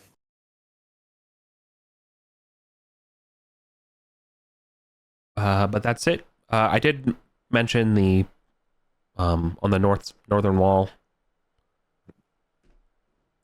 a lever, Yes. also wrought iron. Yeah. Theodora pulled it. Okay. I was going Yeah. to pull it, to see if it would Okay. open that Yeah. portcullis. No strength check needed. It drops down with ease, and the portcullis, you hear the ka-chunk of the portcullis raising and going up near you. Can we sort of immediately brace and listen to see if there's a reaction to that noise? Sure. There is no reaction to the noise. Okay. You want to wait longer? And I say that because I'm worried of a giant set animal turning Sure. the corner, and now there's no barricade. Do you want to wait longer? Do these lock boxes look sturdy enough to put under the portcullis? No. God, no. Okay. But The shields and armor, maybe. Like the metal stuff, yeah, but nah, this wood stuff is rotten as hell. That's why you didn't have to do any checks to open it. It's all, you're literally just using your feet to, like, kick it off. But does the lever, once the lever's put into position, does it stay in position, or does the portcullis want to close? Oh, no, it stays in position. Good question. Okay, so I think we'll be right. As long as no one's falling us behind, is going to close the portcullis behind us. I think Yeah. And someone can always run ahead and quickly get ready to shut it. we've got a potion of gaseous form anyway, so we can get Yeah, back through you the need to portcullis. come in to do True, it. true. Yeah. Okay. Okay. I think we can proceed on because I guess we've not seen any. There's no footprint. Again, you said it's very dusty down here. There's not any footprints or anything like that. So Yeah. I don't think anything's been along here for a while, right? So I think Yeah. it's probably safe to carry on. Yeah, Okay. I think Then food vendors looking for footprints or like frescoes on the wall or like more secret doors, that sort of thing. there are no frescoes. This stuff is all plain Arcantian stone. That being said, Interesting. this passageway that you're going under the portcullis, there is a eastern spur about 20 feet north from the portcullis, following which your light cannot go far as the passageway that's going north, extending north. So it will go at least 60 feet north.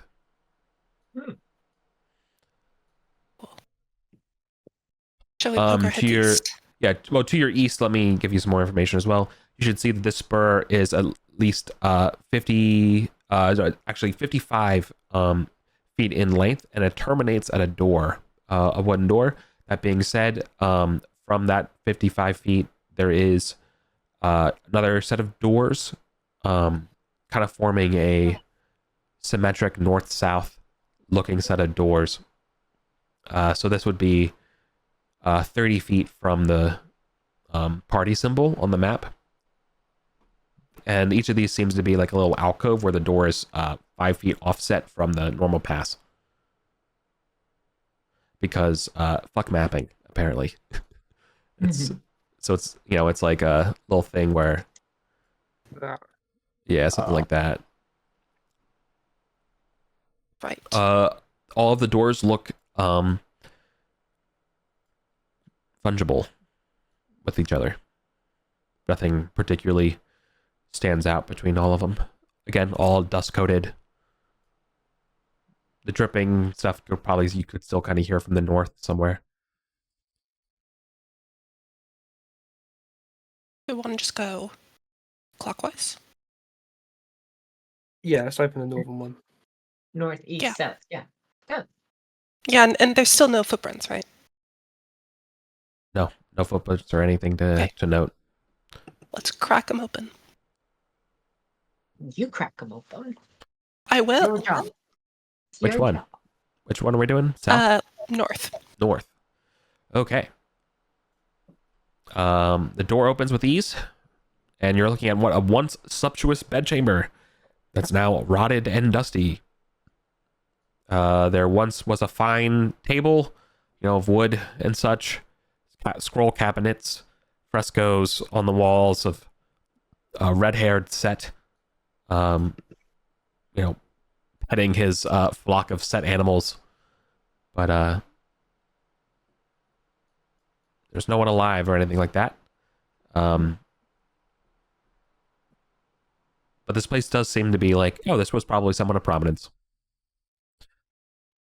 Not many people get oak epistolary desks.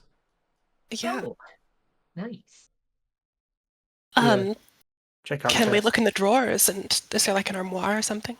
Yeah, we can just say let's burn 10 minutes. Under the bed. I'll give you 10 minutes. All right, burn 10 minutes, and I'll give you what's in here. Yes. So there are the scroll cases. Looking around, there are quite a few texts that are still salvageable in Mithric.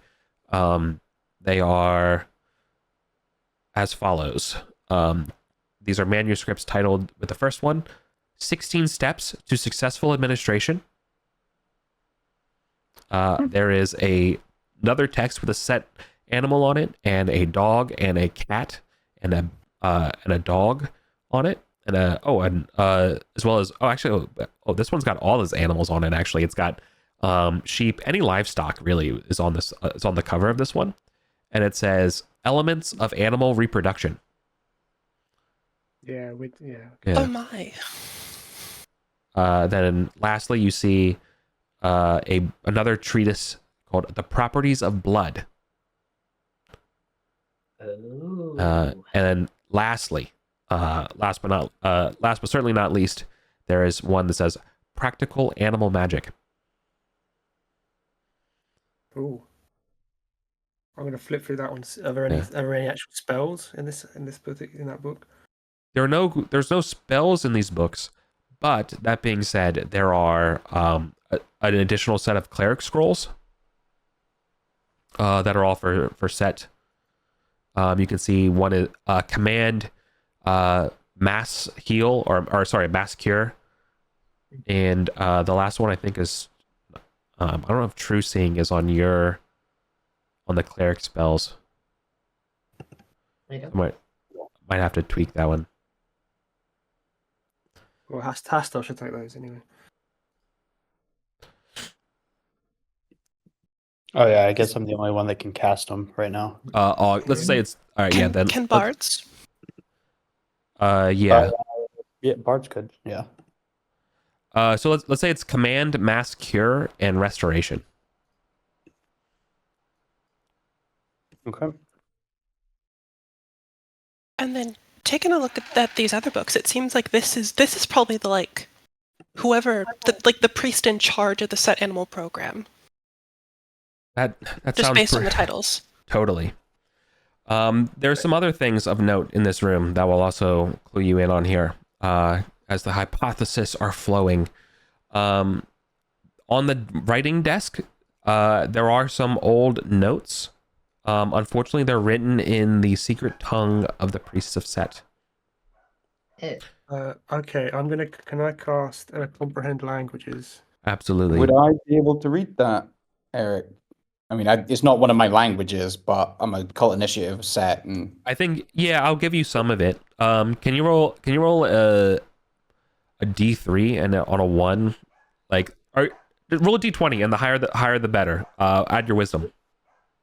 So like a graduated test. oh, just wisdom, not spell casting. Correct. Cool. So that's just +3 now because I flubbed my first roll of the session, which I think I did last session. Yeah, roll with advantage because you're trained. Okay, right. D20 +3. Okay. Okay. All right. So with the 12, the things that you're getting out of this are These are notes. This is a letter to somebody named Laralek, and I'll write that in. Like these are this is the stuff you're able to glean from looking at it. You're like, this says Laralek, our father of Set, or our father in Set.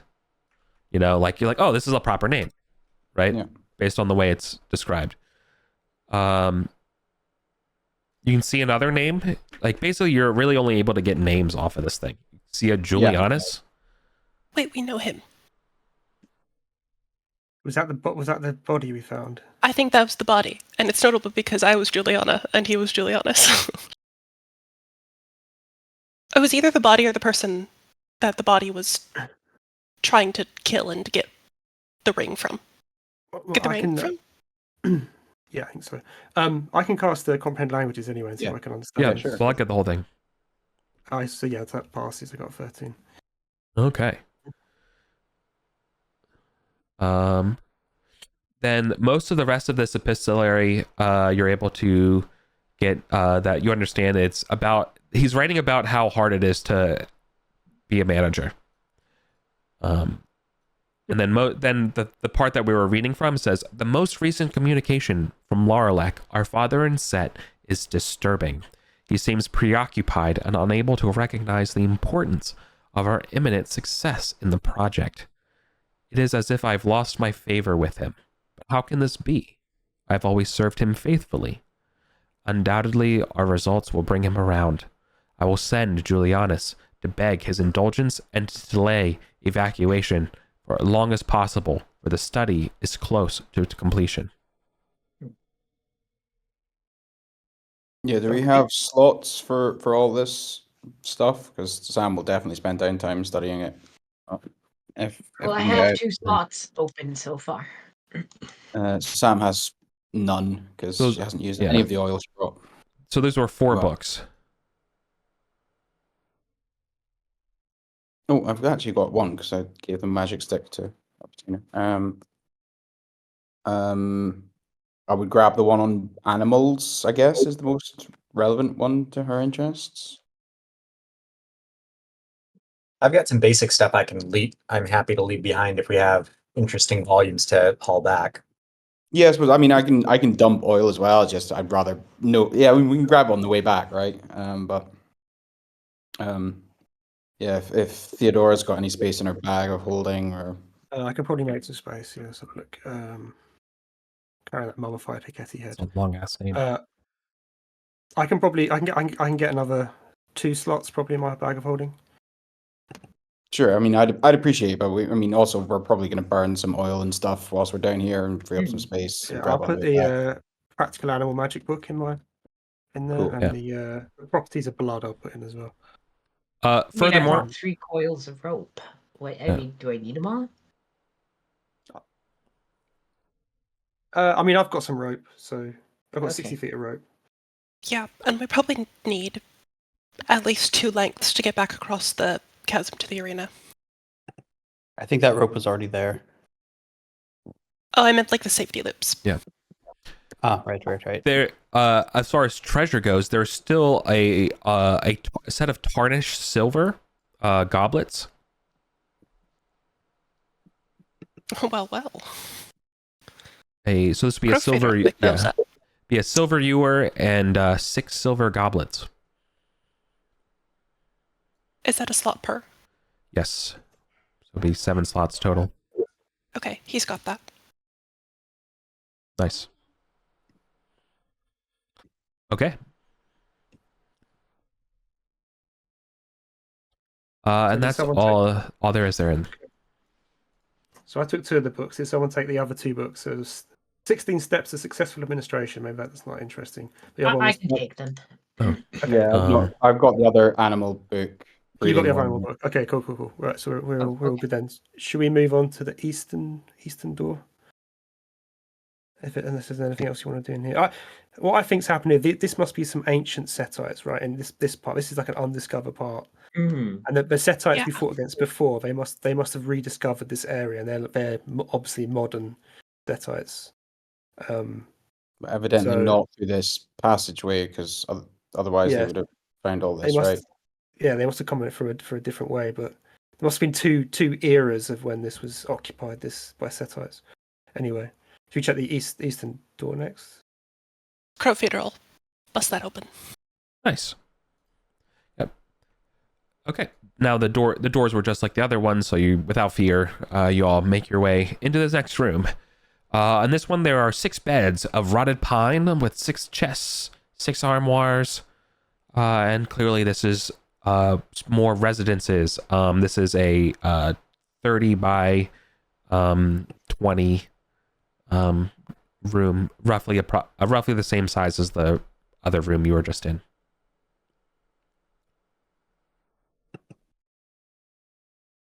Mm. 30 by 20. This map's Yeah. too big. Oh. I was just sort of drawing. I forgot about dimensions. Drawing is fun. Should we? That'll be sure I guess. artist. I guess we'll turn over this room as well for another 10 minutes of torch time. Yeah. Sure. All right. There's still some usable silk clothing, a silver slide whistle, 3 silvered holy symbols of Set. There is a very fine metal like fine tooled set of metal dice. There's still an intact ivory comb. And a total and spare change. Okay. Theodora is going to put on one of our holy symbols of Set. Okay. Likewise. It Are they doesn't encumbering? No, they take a slot. Okay, rather than I don't have a slot for that. The comb How takes a much slot spare too. change is there? Forgive me, how much what? How much spare change? I'm not carrying any coins at all, so this For could sure. be for my free. Yes. Okay. So here's we cast Coinstar money counting, and there are 229 ancient copper bits. There are 94 ancient silver pennies, and 31 ancient gold solidi. So each of these silver and gold. Yeah. So each of these ancient ones, they're worth 10 times their normal fare, but you can only carry half as many per slot. Okay, so 50, basically 50 per slot.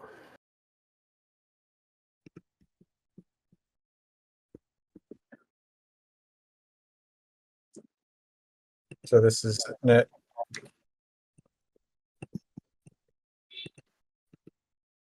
50 in my initial slot, and then another 2 slots worth. I have a 10-foot pole that I'll dump, and a mundane dagger that. I wonder if this whistle is like a dog whistle. Oh. It's a slide whistle. Oh. I want to go. It's for playing that solo in You Can Call Me Al. True. Does it seem? Does it sense as magical? Can't tell if it's magical. No. Okay. Just for record keeping, I've dumped some oil in this room and picked up one of the set symbols. Very sick. Yeah. Typically, what happens? Somebody should be taking a note of all the treasure we're bringing somewhere. Casper usually does, but Casper's not playing tonight. Yeah. So is somebody doing that job? I've been noting the stuff. I'm not. Yeah, because I'm not counting what you're carrying. You know. Yeah. I mean, I don't really have any spare slots. Demora will take the slide whistle. How many of the holy symbols are left over? And there were 6, weren't there? I think you said 3. Oh, 3. I think there's 1 left. Okay, then Gunk will grab that. And you took all of the ancient gold and ancient silver? I've got it. Yep. Okay. And we looked in all the armors and stuff. Yeah, sorry. The dice don't seem magical, do they? No, nothing in here is magical. Okay, cool. Right. Fine, there is one final thing to go over before moving on. Yes, one of the chests has a false bottom after going through, and our boy Gunk Boiler discovers it. They're able to furthermore find that there is a set of writings in Mithric. He can't read, but based on the images of what the man and women are doing on it, it seems scandalous. Oh, It's Demora Theodoric. reads Well, Mithric. he'll Oh, balk there at you that go. one. Demora reads Mithric. Yeah, Okay. Demora is Uh, a former legionary scholar. She Yeah. can read Mithric. This is an Ooh. old guide to brothels and an old guide to the brothels of Arcantos. Well, Wow. Yeah. But underneath that guide, there is a gold scapular clasp, one slot. There is a pouch with 6 red garnets ooh. and a scroll case. Eh. So, take a look at those scrolls. Yeah. Foodmender will grab the money, but he doesn't care about the scrolls. Foodmender goes, all right, so he hands it over to you, and he's like, wait, and right before you open it, he realizes there's contact poison on it, and when you would have opened it, it would have been over you. No, it's fine. I rolled a 50-50. He finds it in time. Well done, Foodmender. So he will dispose of that for you as a thief, and crack it open the other side. There's no magic in it, but there is more epistolary. Okay. But this one's more of a summary, and this one's in plain Mithric though, not in the cold. I can So read Mithric.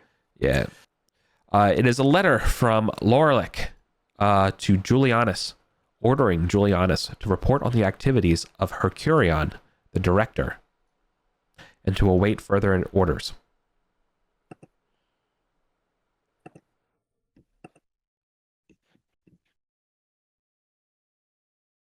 Do you have the I will. text that we can copy?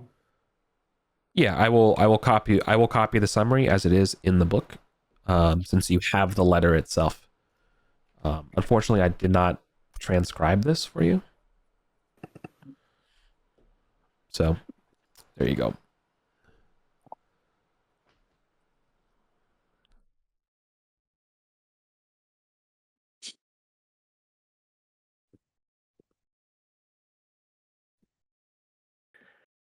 Okay. So I guess that was Hercurion's room to the north, right? Yeah. And this must be This must be Julianus's chest. Yeah. Okay. I don't really know what to make of the politics right now. I mean, it's all ancient politics anyway, isn't it? It's like, Yeah, that's true. Yeah. Unless there's ghosts, right? And it's like we have to deliver someone's body. Anyway. yeah. Well, at least we know where they are now. Yeah. Do you want to check the someone southern room? Yeah, let's check Oh. the southern room. Nice. All right. This room Crowfeeder is grabbed the gems, so we don't have to worry about that. Nice. Okay. This room is the same size and layout as the other 2 rooms in this nook. However, the contents of this room are different. There seems to be a dozen rotted leather chairs, a broken into cabinet, or maybe just like a decrepit liquor cabinet kind of setup, with foggy bottles. There is an inlaid gaming table. And lastly, there's definitely like mold all over it. And you can see there's probably was coming from some sort of bowl of food. And then lastly, there is a strange, still boiling or like still on, tripod with a little cauldron. It's like warm to the touch. There's a little bit of like dust and Like stuff someone kind was of just here? lurking. Yeah. But the place is all dusty. Right. It's Is no. it magic? Yeah, Theodore, look at that. What Yeah. is it? Yeah, is it magical? Yep, it tinges with magic. It is a brazier made completely of bronze. It's one of these perpetual heating braziers, right? Yeah. It's just been running like this for Yeah. centuries, probably. Oh, it actually provides warmth and light without smoke. So I guess it would actually have lit up the room. Are you here? Yeah, like imagine you have like a cook pot over a fire, but there's no fire. But there's like the impression of fire on the cook pot.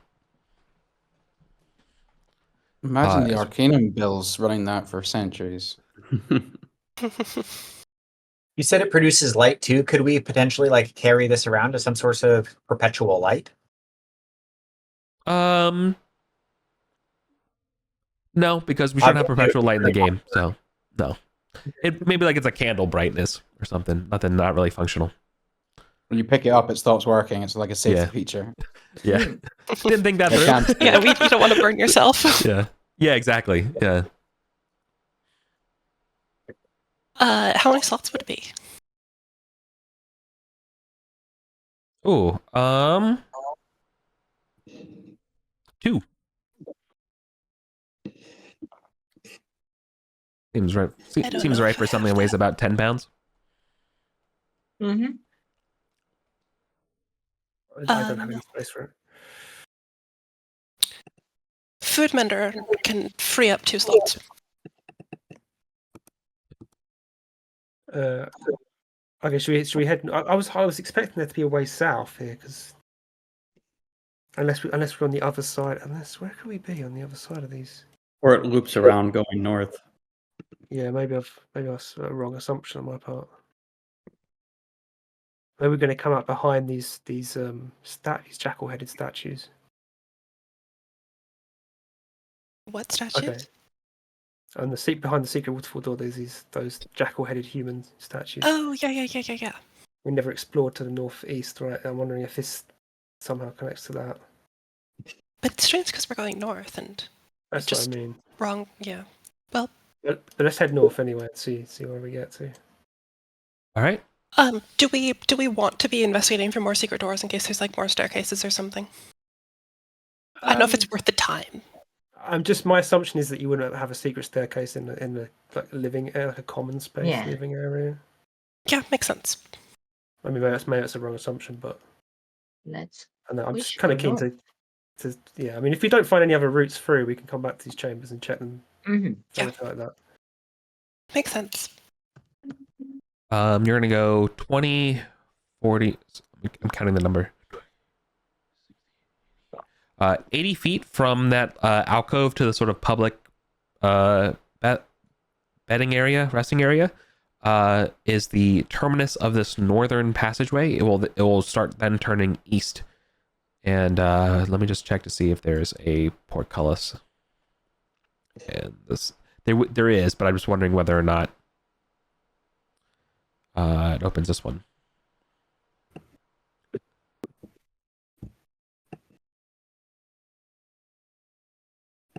Okay, nope. It is in the down position. I said east. I fucked up. I'm at west. Classic Eric. Mistakes. We're gonna have to. Mark your bingo cards. Move the map. We're gonna have to move the map as well. When your lantern goes down at this top side, you can see it goes. You can see that your light will extend to not just through one portcullis, but a second portcullis at the very end. So you come up 10 feet, and then there's the portcullis blocking the west. Then, 10 feet after that portcullis, you can see that there is a door to the north. And then there's 1, 2, 3, 40 feet from the portcullis, all right, so 40 feet from the portcullis, you can see there is a little like nook or so. This is the edge of your light to the south. And then there's a portcullis right there. And I guess probably at the very, very, very dim parts of your light, you can see that their passageway continues past the portcullis.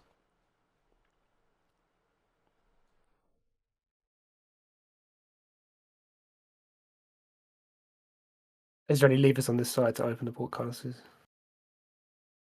No. You said the portcullis is on the south, right? No. On the east. north. No. There were 2 portcullises. Correct. One portcullis is like right in front of you. Mhm. And then the second portcullis is 50 feet down from that one. So facing the same way. Blocking your path. Yeah, facing the same way. Both of them are blocking your path. Right before that portcullis, there's a small little nook. That's what And the nook. right after the first portcullis, there's a door. Deborah, do you reckon you can get this open? You would need me to lift. I could try. I can grit my strength and I can lift this thing. Yeah, please do. Okay. Do you want me to make a check? You Oh, want to help? Go ahead. By all means.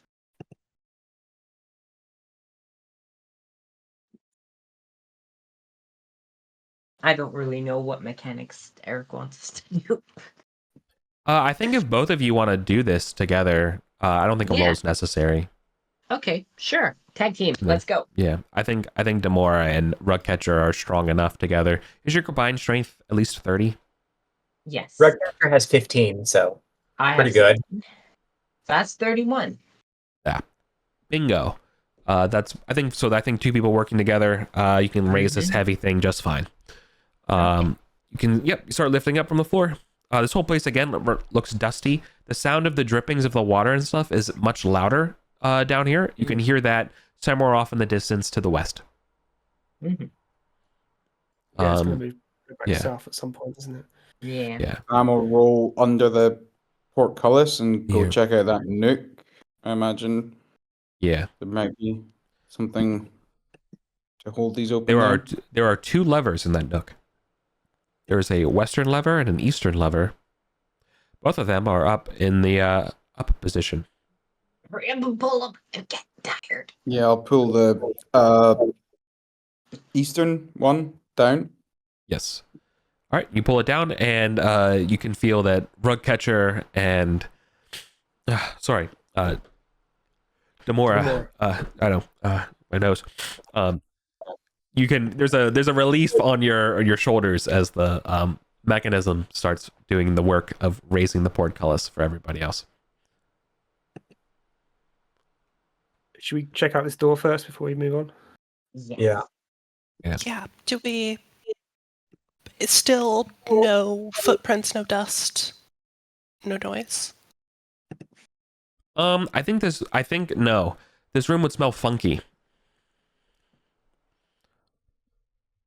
Funky, like moldy. Funky.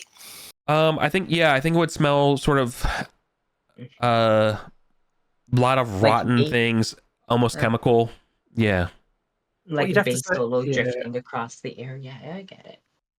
Yeah, so with portcullis on either side of this door, I wonder if they were to stop anything in this room getting going east or west. That being said, the air. This room. Yeah. That being said, the smell that you're getting from this room is definitely like getting relieved from whatever the airflow is off to your west. Like where that dripping is, it's definitely feeling like water, like not dusty and musty and death, but more of a drippy, rock, salty kind of smell.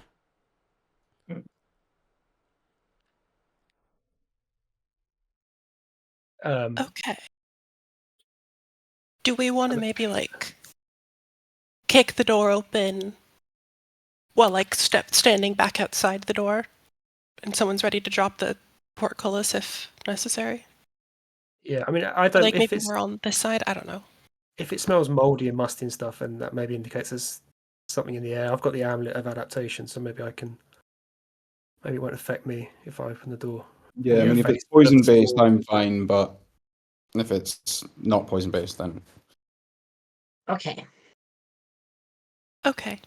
A tactical decision then. Crowfeeder, you'll kick open the door and then scoot back. The rest of us will scoot back. And then our two who cannot be really poisoned will go in and take a look. Yeah. There we go. Sounds good. Sam's going to go ahead and light her lantern so that she has light and can go in. And that should take us up to the end of the session. Yep. Nice.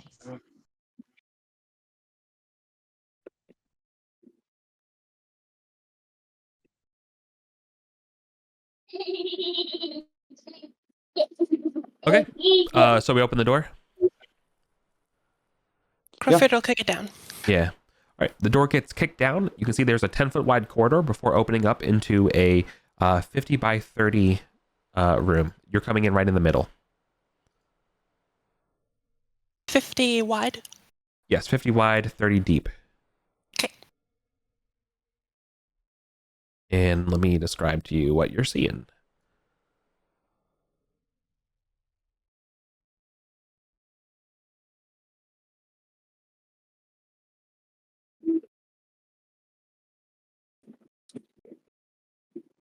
Okay.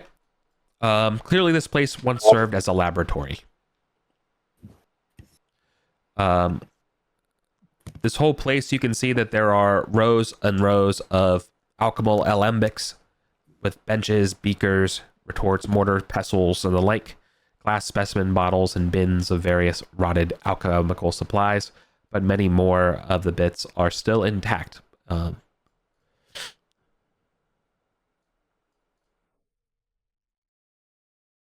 you want to head in? See if there's any... I think, yeah, I think in the middle, I think what you can see that looks kind of crazy is that in a jar is a set animal, like young, like a fetus preserved in brine. It's getting more like Alien Resurrection or something. Ew. Can we be... What's the cause the mold? Or like the smell? Just like the brine? No, that thing's sealed. So maybe that thing's smelling, but like it's probably all the moldy like herb and various chemical equipment all over the tables and stuff in this room, right? And various like chemical powders that have spoiled. You know, like again, this place seems like the chemical lab on. Sorry to interrupt you, Ed, but like remember the lab on the second floor, in the Well of Light, like that was like fresh and things like that. It's like similarly stocked, maybe not as well stocked with all of the various bric-a-brac of that one, but this one is definitely was well equipped back in its heyday. Can we see any spores like floating in the air? No, you can't. No, okay. And can we see any like patches of mold, like areas that are covered in mold? Oh, totally. The left table here is totally covered in sort of green lichen. Yeah. Okay, so I think we should go in and just avoid that, but have a look around the eastern part. Are you feeling no? I'm gonna shine my lantern in and this feels very much ambushy, right? I'm gonna look up and yeah. Want me to fireball the room to be on the safe side? The entire ceiling above when you look up past the door is purple. Oh, it's gonna be some weird slime or something, isn't it? Yeah. Does purple mean anything? Just people? Emperors wear purple. It's not a paint; it's a film. Okay. How high up is this point? 9 feet or so, standard ceiling. I do have a 10-foot pole if we want to poke at it. Yeah, I mean... Well, yeah, any Tomb of Horrors veterans remember what the color means? I'm sure it's something not good. That, unfortunately. Well, fortunately, I think. Yeah. This is definitely drop on us. If we go in, it will drop on us. Yeah. Does anyone have any rations on them? I guess we've been Yes. throwing away all our mundane shit, right? Yes, I have rations. Do you want to throw some rations into the room? See what Here, happens? you have my rations. You throw them. Sam will expertly cast some rations into the center of the room and see what happens. You're relatively impressed with your ability to toss the rations in the room. They land on the table and do not fall to the floor. Nothing else changes. I could have eaten those. But when you do toss the rations into the room, Yeah, the ceiling film starts developing spikes before Yeah. stops. It goes back to pure film. Let's put a pin in this one, unless somebody Yeah, got I a good idea. I'm Yeah. gonna cast out on whatever the thing on the roof is. Oh yeah, could do that. Okay. Not gonna do it in the chat though. I'm gonna do it in the rolls. Is the And, portcullis currently open still? Yeah, I think so. We're not close Yeah, I to it. think so. greater than or equal to 13, isn't it? Ed? Yeah. Cast out is tier Yeah. 3. Mhm. Yeah. 13. You Wow. crit it, A dude. crit then. Okay, with a crit, yeah, for sure. All right. It will begin to retreat out of here. Does it Uh, does it like slime somewhere out of the room, or is it just like hiding up in the back of the What does cast out do? it means it can't come within near, or is it has to stay at far? has to stay at far. Yeah. Well, I mean, I guess like realistically, it just doesn't move. It's just chilling. Mm. Like it won't, like it can't get too far from you. Like without. I mean, but if it can move to a further point, right? Would it not move to the furthest point it can? Just throws itself in a corner, basically. Hmm. It's like Yeah. turn undead, basically, but Yeah, then like single the film, target the and- film starts retreating from the top, and I mean, it doesn't know which way to. I'm gonna roll randomly, see which way it goes. I'm gonna roll D3. Yeah. Okay, yeah, it'll retreat back into the room. So the purple Cool. film recesses in like a tide, like a weird violet tide as it goes crossing the ceiling away from you. Cool. Well, yeah. Sam will say, "We don't have long." Well, you got and focus so- on this, right? Yeah. Yeah. So I guess I get 2 turns on it because it's a crit. So So Theodora's going to come in, and she's going to see. Is there any? Can she see anything like anything on the desks or tables or any chests or anything that might grab her interest? She's scanning around the room for things to grab, anything that pings magical, I guess, right? or anything that maybe looks magical to her. There is a set of vials that are a dark crimson. She will grab those. We have a whole book on using blood, so Yeah, It could be Theodore they could get really into blood magic. could be someone's blood. True. Can I also look whilst It'd be pack 2. That set of the vials. What can I ditch? What can I ditch? Yeah, and I have Crowfeeder's two right there. slots. It's not if you not wanna the bring weight, them but to me. it's the balancing of it. Okay, I can do that, but I'm running low on useful items. Anything I have- look like noticeably magical to the wizard? No. Well, Yeah. yes, like the whole place. Like it's Oh, all okay. it's all like regents for potion making. So we're 3.6 Rodkins. Yeah. Cool. No. It's not like everything here is like completely magic. It's just that everything is, varying degrees of like. I don't know. I imagine a red dragon's eye probably faintly Yeah, magical. yeah. You know what I mean? That kind of stuff. Yeah. Can Sam look around whilst casting out? Or is this taking all of her focus? You can look around.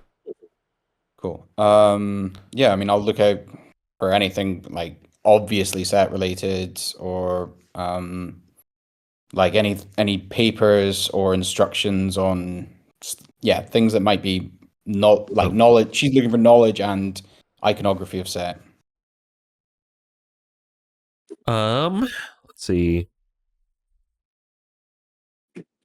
Yeah. You spot amongst all the various decorum and manners is probably you see that there's a large secured teak chest in this room that probably has Mhm. interesting stuff in it. But otherwise, like I think the way we would do it is that if you just want to go look in the room and grab something, if you could box all the stuff out of here and whatever's valuable, it would be worth a pretty penny, right? Into the tunes of, thousands and thousands and thousands of gold pieces. So like just going in there, like it doesn't list everything in the room. So like full disclosure, like if you just want to go grab something, like I'll just give you a fraction of that. Yeah. As I say, I'm just like anything that, obviously within those criteria, that would be her priorities. But if it's just like there's a load of stuff and it's unlisted, then do we want to just kill this thing? Like I can hold it at bay for as long as I can. We don't really have. How big is it? It's size of like 2 people. Did Theodora learn Disintegrate, Ed? No, unfortunately not. She does have magic missile. Um, She has acid arrow. Actually, I can hit it with an acid arrow. Yeah, that would work well on it. To cast an acid. Honestly, I'm kind of the mind of like, we don't have the room to take all this stuff. Why not just grab what looks the shiniest and then come back at a later date? Yeah, like grab that box. Like Sam will drag that box out if she can do that whilst concentrating. But if not, then Crossfitter will help. You can do that for sure. Yeah. I think the box would be the best thing, and then someone can come back some other time. And then, like, if there's any like wands or scrolls just laying out. No, nothing like that. Okay. Idly flipping through that book on making that we found in the other room. Does this look like it has all the supplies we need to brew up our own batch of monsters? I don't think we had a chance to distill what's in those books, so I don't know.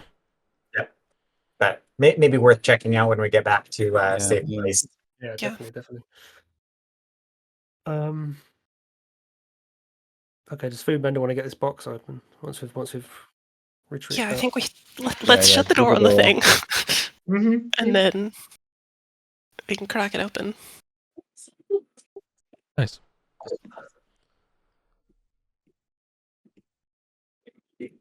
All right. Cracking it open will reveal a sextet of codices, all entitled as volumes of in Mithric research into our Lord's holy form. Oh, there you go, Samaruk. Nice. I can cast floating disc if we need to carry more stuff. But it only lasts 10 rounds is the problem. I can drop a few things and I can carry 3. So if we need 3, I can drop a few things too. Yeah. I think your floating disc wouldn't get over the bridge because it's a rope bridge over a chasm. True, but we could at least get it back to the bridge and then take things. Well, again, I think we're going to be in a golden chair situation where we're going to get out of the secret place and then someone else will pick it up, right? Yeah, I don't think you have enough time to read all the different books, but there are some important dates I would put on here, and that the first volume is dated and written in 1511, and the final entry was in 1803. And how many slots? Sorry, did you say already? 6. It's 6 books, so one slot a piece. I can take 4. Classic. You can't take the box that it's in. Yeah. We opened it. We should never have opened it. Yeah. Don't open the box. Should we? We got all that. Should we just proceed west? Because I was just keen to see. Yeah, let's just check around the corner. So we'll open up the lever to open this next portcullis. I think your light. Well, when we're done that room, I think your light will give you more information before you even have to open the portcullis. Oh, of course, yeah. 40 feet out from the portcullis, you can see that there's sort of the opening space towards a large chasm.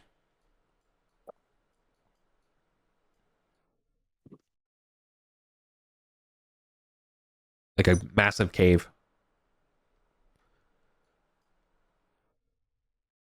Oh, I wonder if it's. We should have dropped one of the rugs in Goblin Town. My God, we've got the so rugs. Right. We've got the rugs, haven't we? There are several large rock formations inside the cavern that you can kind of like just make out from here. But you can see that you're coming up. You're not arriving flat with the surface. You're definitely up in the air, but I don't think from your distance you know how far down it is. You can definitely smell water. Look, I reckon let's put this up here. Yeah.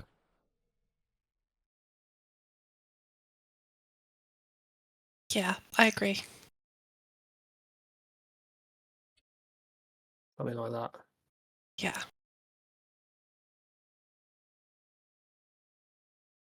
We have to move the whole map again, but Well, here, will you move that so that we can make a little bit more room?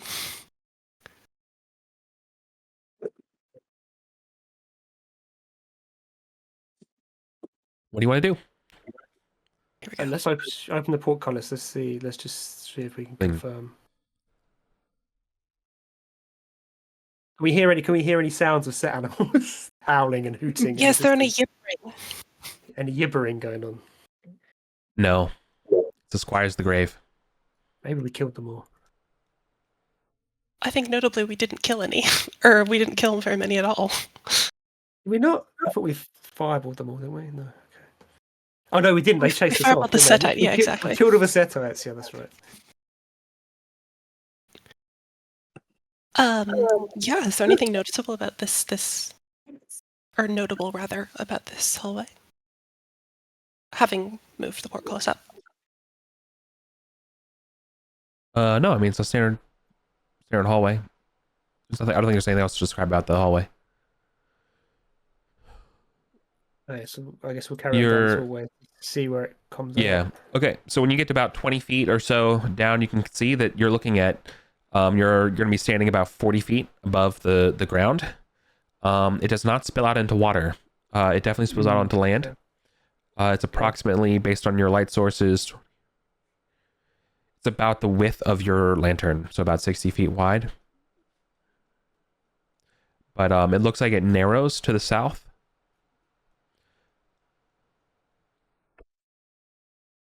And to the north, you can see that there is a sloping down portion of this that is filled with bones. Oh. It's going to be something in here. That's why the portcullises are here, right? Yeah. Hey, do you think Okay, this is let's where find that brood mother is? Yeah, what they called it? A brood mother. Yeah. This would be the brood mother's lair.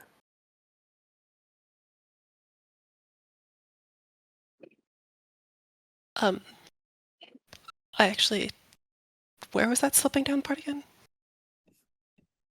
It would be from where you're standing, it would be 50 feet to the north. Like its little cave? Yeah, like something like the whole cave is something kind of this shaped. I think you can see that there's water. Too big. Yeah, and this slopes down. There's all these bones up there. Furthermore, there's a little, rocky upcropping, kind of rocky upcropping, and then you can start seeing that there's probably another passageway, 20 feet. Sorry for my writing on here. You're 40 feet. That's 20 feet. Which is why I think looking down, you could probably see that there's an exit across the cavern. But this is carpeted in bones. This cavern. Just this section. The northern part. It's 40 feet to get down there. I think if we go down there, we're gonna get ambushed by something horrible. Yeah. I agree.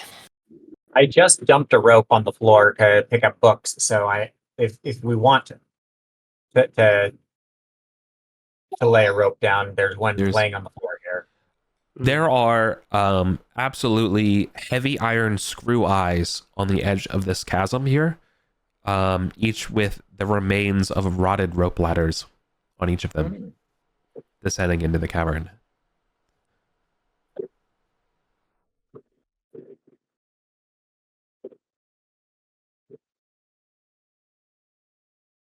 I kind of sorry, don't want to poke at this. Yeah, sorry, Karen. Meg. There is actually an additional piece of detail. Between the stone eyes, there is a boar etched into the floor made of red basalt. Wait, where is it? On the floor. Yeah, there's a little circle, almost like an emblem. Oh, like a little mosaic thing. Yeah, like a red mosaic of a boar. Okay. If we want to get across this cave, if we want to, I could cast fly on myself. Fly to the exit on the other side. Leave you with one of the rugs. Everyone else comes through the rugs to me. Then I fly back, grab the rug, and fly back to the exit. Or we could just leave the rug and then quickly get back later for the loot. Yeah. That's I true as worry well. that that ooze Wait, thing this- will eat the rug or something like that. Put the rug back on the other side of the portcullis by the controls. Then someone with a light flies ahead, puts down the other rug, right? We all teleport across, take a look. We can all, most of us can then teleport back. If something goes wrong, we can all teleport back and just hit the lever. Gate closes. We're fine. We're safe. Sorry, there's one more thing.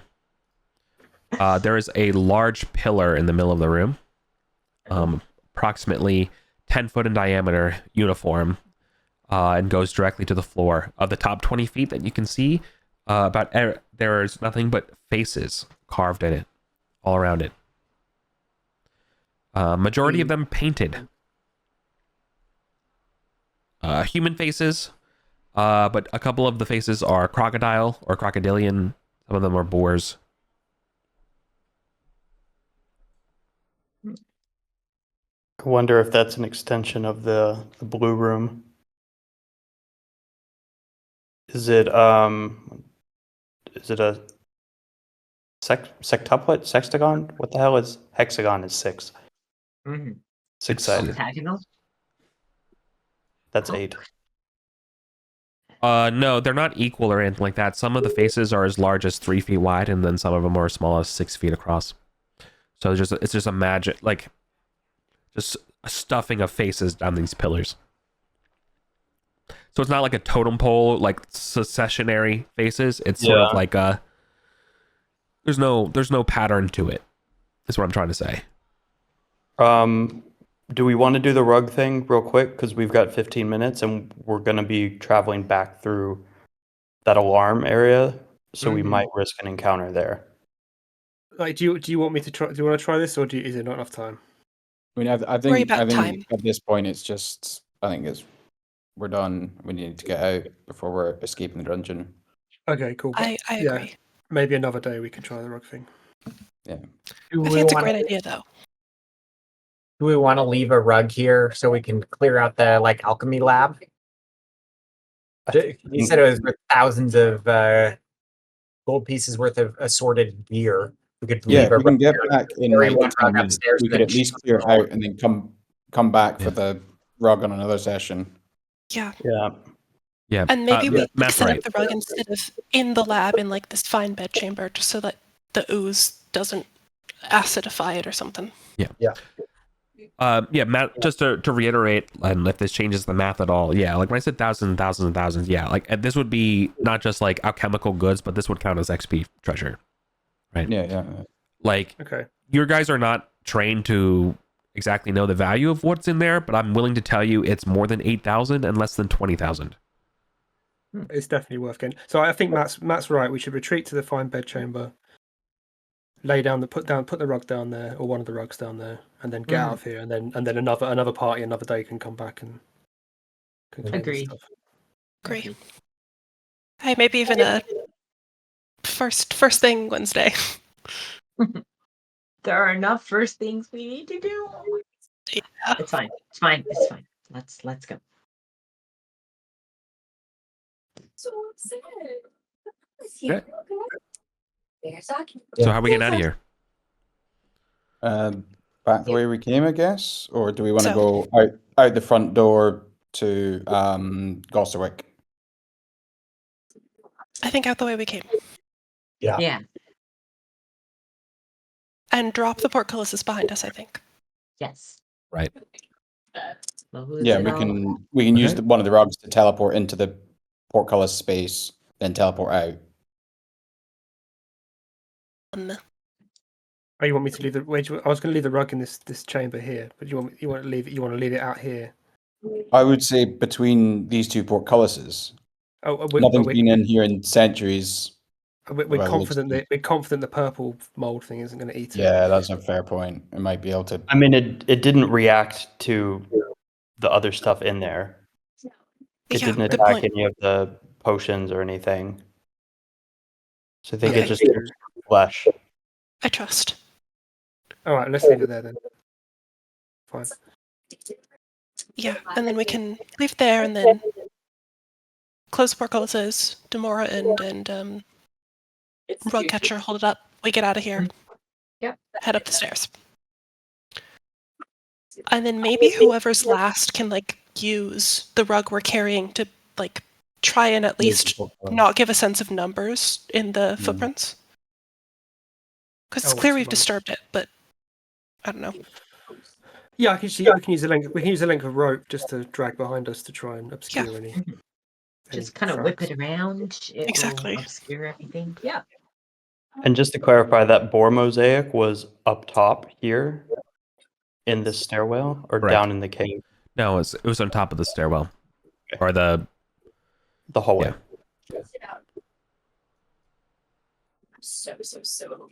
Yeah. Yeah. That feels Excuse me. Okay. All right now. Cool. Let's burn a torch going back up. I've got several. I can mark one off. Cool. Thanks. Nice. Okay. And as we come up, you go through the room with the set animal frescoes, but the goblin bodies are not there. They all seem to be missing. Cool. Let's close the door, quick, sharp, obscure any tracks leading to and from it, and proceed on. Mm-hmm. Okay. It does. All right. You go to the east, and unfortunately, there is no rope. There's nothing Okay. to the chasm. No. So we move up to the fungal There's forest? only shedded zombie skin and sort of charred footprints of zombies going this way. Animated corpses. And there's no more rope either. We can go to the fungal forest. We have torches to burn. And then we can exit back down to Gosterwick if we need be. Yeah. From there. We know it's a safe zone for us. Unless someone wants to fly across the chasm with a rope. Do we have enough rope for that? We definitely do. Oh yeah. Yeah, I mean, I can try and fly across, but is a bridge? The bridge is gone as well. Yeah, they took out the bridge. Yeah, the whole bridge is gone. So unless I. Oh yeah, no, that bridge has been gone forever. Sorry, not forever, but a while. We need 4 ropes, basically, to rig it up. Mm-hmm. Okay, well, let me see if I can fly across then. Do we have 4 ropes? I dumped mine. I still have one. I have one. Okay, so that's 4. Okay, that's 4. So yeah, try to fly. Yeah, and I have spikes. Well, we're burning a torch to go down here. Mm-hmm. Cool. Okay. All right, and you only need 60 feet to get across. So, Okay. you're standing over a chasm that smells sort of like the Great Cavern, but it's much smaller in width and depth, but not in amplitude. And anyways, yeah, you just have to sort of follow the old passageway. You can still see where the spikes were, where they set up the old ones. So do you fly over? I managed to fly across. Yeah. Nice. rolled a Okay. 17. Yeah, you make it over there just fine. and I'll get that set up and get one across. Okay. Did you bring over 2 ropes? Or just one? Yes, Yeah. we've got 4 ropes. Yeah. Okay. Oh yeah, it's more than enough then. Okay, cool. Then we all just take our time crossing over one by one by one by one. And then back to Goblin Town. I'll grab another oil. Yep. And Yep. We want to go to the troll courts instead. Do we have somewhere to stay in the troll courts? That thing yeah. we've Don't got we? now. Yeah, I think we do. Cool. Yeah, we're finishing the troll courts. Do we have a passport on us right now? Yeah, we don't have a passport. I don't have one. Yeah, true. I didn't grab it. No. Yeah. I don't. Surely they Oh, recognize us now, and we don't need to carry the passport, though, right? No, you We still need to carry. you should carry No. the passport. Yeah. To Goblin Town we go then. Try doing that at customs. Yeah. Yeah. Okay. Yeah, you've seen me get out in and out of the country before, right? Yeah. Okay. Cool.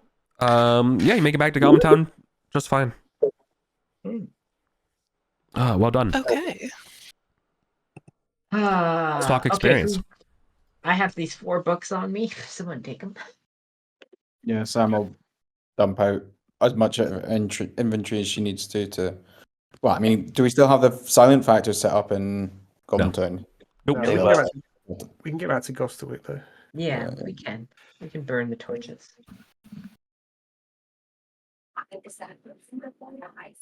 You do have a you still have a secret, or not secret, but like you have your quote unquote consulate area in the Goblin Town. That's still kind of yours. For Yeah. Yeah. I mean, Sam's planning. gonna tuck up. Are these all written? What language are all these books written in? Because she doesn't speak Mithric. Mithric. Yeah, she's fucked. Tomorrow. Downtime's to learn Mithric then. Yeah. She's got a lot of study material. Unless can I cast comprehend languages on someone else? But I guess You can cast comprehend language and start to transcribe the literal definitions over. That would be I mean, transcription that- probably. Yeah. Oh, you can yeah. only cast- If only there was like you can only cast in this an spell, artificial you can't cast intelligence that something. could transcribe. Yeah. Okay. yeah. Amazing. Call it like Google or something. Okay. So, what did we all get? Is there a list of stuff I can rattle off? I've got holy set symbol. That's the only thing I have that I think is valuable. I think the books aren't valuable, right? Yeah, they're not treasure, but they're still valuable. Yeah, they're not treasure value. Yeah, the only thing I brought back was I got the magic rugs, those crimson vials. Yeah. Type it in the rolls channel, whatever you brought back. Yeah. The vials are worth it.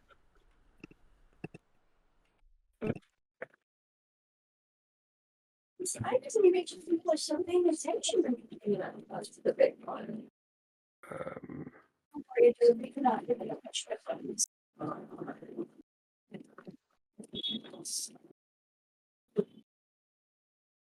I think Matt picked up the cash, right? Yes. And there were some gems, garnets and stuff. Foodmender grabbed the gems. Yeah. I'm typing up all the stuff I have in my inventory. So, I think, Lauren, didn't you also grab the golden scapula thing? I have that. I think Meg has that. Ah, okay. Yeah, one of us did. Don't worry. We got it. I was carrying all our stuff. Nice.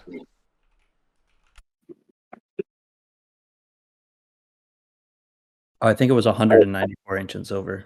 So we left 100 back there. Oh, all right. I misheard that then. It's all good. I mean, if you didn't have the slots, it doesn't really matter. So No, I think that was the right. I think that was the right. The things that I was- would have grabbed for it easily. Was it 94 or 194?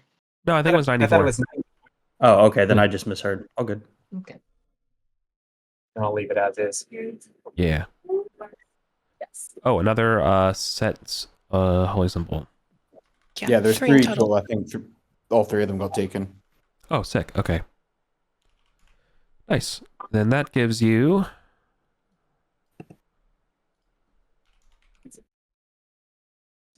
grand total 351 experience with 342 cash. I'm not liquidating my set symbol, but it can come out of my share. Yeah. Yeah.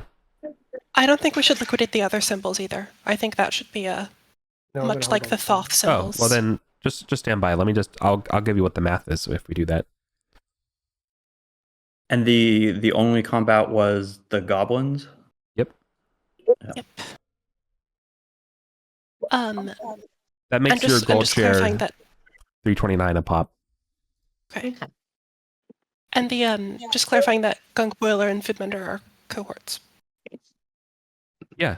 Okay. Sorry, I don't know what the math changes, so I just wanted to make sure.